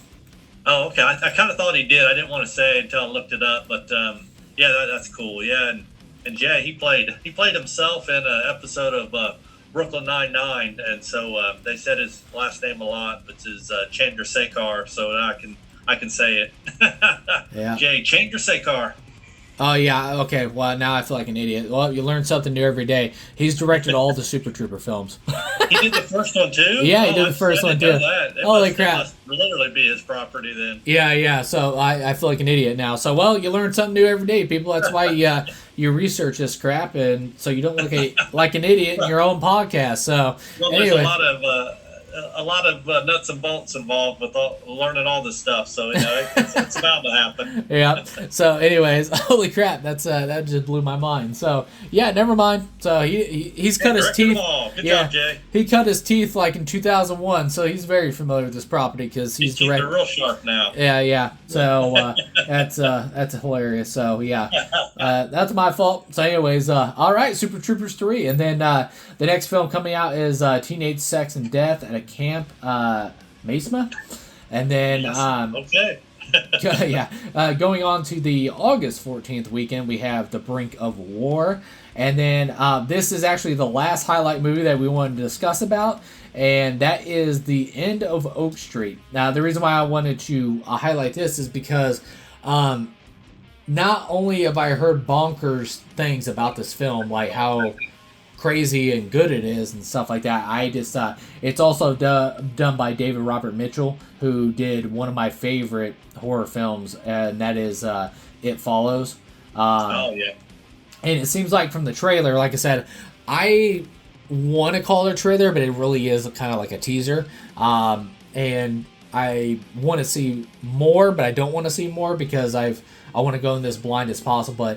But it seems like from the trailer that they have out right now, it seems like the neighborhood has been transported like to prehistoric times, like Jurassic times with dinosaurs. Right. So, looks nuts. Yeah, definitely looks nuts. And I mean, I know it's a trope. We've seen similar things before, but I've really dug the trailer. Anne Hathaway and Ewan McGregor, of course, and from freaking J.J. Abrams. So it's like, how can you go wrong? But it reminded me of another. I'm going to do another Doctor Who reference in the same podcast, which is really weird. But there's an episode when they they're in a hospital and it gets teleported to the moon. Uh-huh. And so I'm thinking like, yeah, that's pretty cool. What a neat concept. And so when I was reading kind of the synopsis of it, I was like, oh yeah, that's awesome. I love the idea. And in the trailer, there's like a dinosaur walking around outside and stuff. So it's gonna be a fun watch. And Anne and Ewan, what I saw of them, they're great. So some of the best in the biz, that's for sure. Yeah, and you got to it too. It's like Ewan McGregor and Anne Hathaway being there too, because like I said, it's to get 2 star powers like that, this script has to be awesome. So yeah. Yeah. And it's also produced by J.J. Abrams and then their company Bad Robot. So it just and it's a Warner Brothers picture. So I'm really excited for it because like I said, David Robert Mitchell. I know he's doing the sequel to It Follows next is They Follow, okay. And all that stuff. But I've heard nothing but very highly positive things about this. So Nice. I just wanted to put it on the radar because I'm super excited about it and. Very, like you said too. That's funny because I've seen that Doctor Who episode too, and that's exactly what popped in my head as well. I was sitting there, I was like, but it was the moon. I thought they got transported like to like Mars or something like that, but I totally forgot it was like the moon or something. Yeah, it was the moon, and it had like a force field around it, so they can breathe and stuff. It was a wild episode. It had the Jadoon, the big giant like rhinoceros people that are there. Yep. So, it sounds super ridiculous, doesn't it? But it's a good episode. Yeah. So that's I'm really looking forward to it because just the cast looks awesome and just it's so intriguing. So I just I can't wait. And honestly, I might not even, if they do release, because what is this, August 14th it comes out, so marketing wise it's probably going to be ramping up in June. So I honestly might just avoid trailers because I kind of want to go in blind as possible. So but we have the end of Oak Street. Next week we have Paw Patrol 3, the Dino movie. We have the rival, the Messiah King. And then we have the re-release of Train to Busan. Man, I'm going to be looking out for that. I told Faith that when I saw it on your list. I'm like, we got to go watch that, because that Train to Busan is it's like one of our best rewatch Korean zombie movies. So they know how to do a zombie movie, and Train to Busan is probably the best one out there. Yeah, it's awesome. And then we go into the August 21st weekend, and we have Insidious Out of the Further. And then you have Mutiny. You have the Rivals of the Amazon King. Oh, that's expanding. Okay. Gotcha. And then you have Spa Weekend. And then you have Hotspot. And then going into the August 28th weekend, we have Cliffhanger, Coyote vs. Acme. And then you have The Dog Stars, Finding Emily, Colony, Idiots. Actually, that Idiots trailer, have you watched the trailer to that? I have not yet, no. It's got Dave Franco in it, and Mason Thames from, I know Mason. Yeah, from How to Train Your Dragon. How to Train Your Dragon, Black Phone. In it, and crap, why am I drawing a blank? Ice Cube's son. Little Ice Cube. And but anyway, see, they're all in it. It looks like a Hangover raunchy comedy type thing. Nice. And it looks like a lot of fun, and it is a very unique trailer too. So definitely don't watch it now. Watch it with sound on, because it looks pretty cool. That comes definitely. out. And then That's finally, awesome. We have the Legend of the White Dragon, and I want to make sure I get his name right because I'm drawing a blank right now. But this is actually going to be the final appearance of if I'm thinking of it, I think it's this. The Legend of the White Dragon. Okay, yeah. So I was correct. Anyways, this is the final, directed by, hopefully I say his name, was the Aaron Schwartnick, who's known for Bat in the Sun on the YouTube channel online. Oh, yeah, I love Bat in the Sun. And it's a final performance as the Power Ranger is Jason David Frank, who passed away. Dang. Is it really? Yeah. So I just want to give a shout out too, because that would be the final time that Jason David Frank's playing Power Rangers, which obviously he's very famous for, and it's the green and the white. Yeah. So it's that stuff, and then like I said, I don't know if he's playing a Power Ranger or he just has an appearance in it. So I need to watch the trailer, because I know with the sadly the passing of Jason David Frank and all that stuff. So I know this has been restructured and stuff like that, because sadly Jason committed suicide. So so we'll I definitely want people to support that too, because Jason David Frank, the guy was not. He's awesome. He's awesome. He just and he went to a bunch of cons and stuff. Every con. I mean, he was all over, and he was so great with fans. And yeah, I mean, it was a big loss in the con community, because he was such a big part of it. He went everywhere and was so gracious for everybody. I've seen him at several cons here in Florida over the years, and he just always had a huge crowd around him, and he was just so nice and just dedicated his time, to the fans, and and they loved him for it. It's sad. Yeah, and like I said, because he passed away in 2022, so it's 2026, so this is like 4 years, so footage that they used and stuff like that. So that's one of the things too. And like I said, I don't want to take this into I'm gonna steer this into a more happy thing, but staying on this too is like anybody that struggles with anything when it comes to mental health issues or depression and stuff like that, always reach out.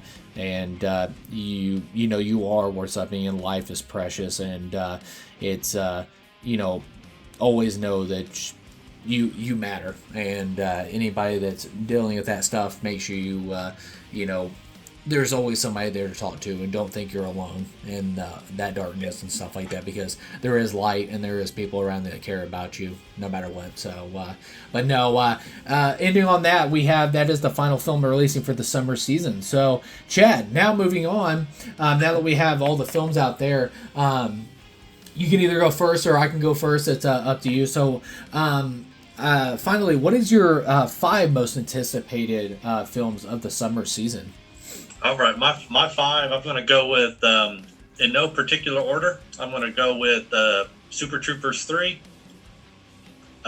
Disclosure Day, Spider-Man Brand New Day,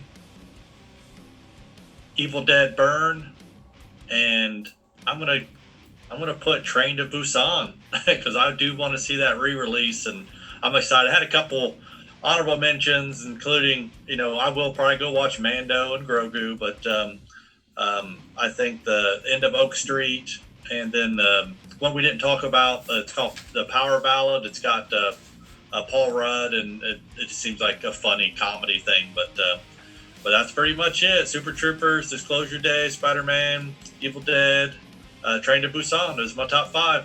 All right, and then I have Christopher Nolan's The Odyssey. That's probably number 1, my most anticipated for the summer season. Yep. I'm very excited. My second one is Obsession, which comes out next weekend, so tickets are already bought, so I'm really excited for that. And then Evil Dead Burn, obviously, is at number 3 because it's Evil Dead, baby. And I'm so excited. It looks metal.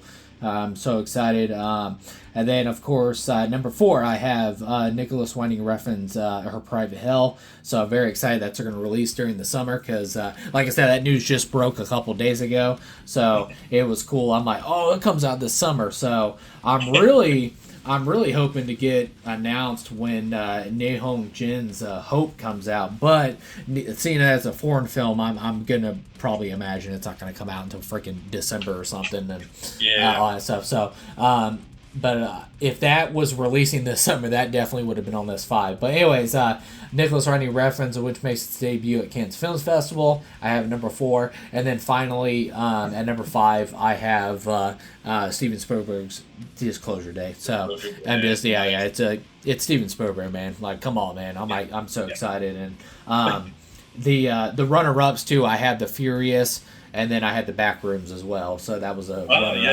yeah. And, you can't go wrong with any of those. So to each their own. Yeah, and we will get together because we're going to be coming up with the end of June, July. We'll record a podcast of like our favorite top 5 favorite films at the halfway point, and then obviously most anticipated. But the overall of the year, Chad, it's incredible because it's an embarrassment of riches because we are being spoiled this year because we have Steven Spielberg coming out of the film this year. We have Christopher Nolan coming out of the film this year. We have Denis Villeneuve coming out of the film for Dune. And freaking The Avengers Doomsday comes out. And then Robert Eggers is coming out with Werewolf in December as well. And I'm just like, it's an embarrassment, man, of riches because we are being spoiled this year. So excited.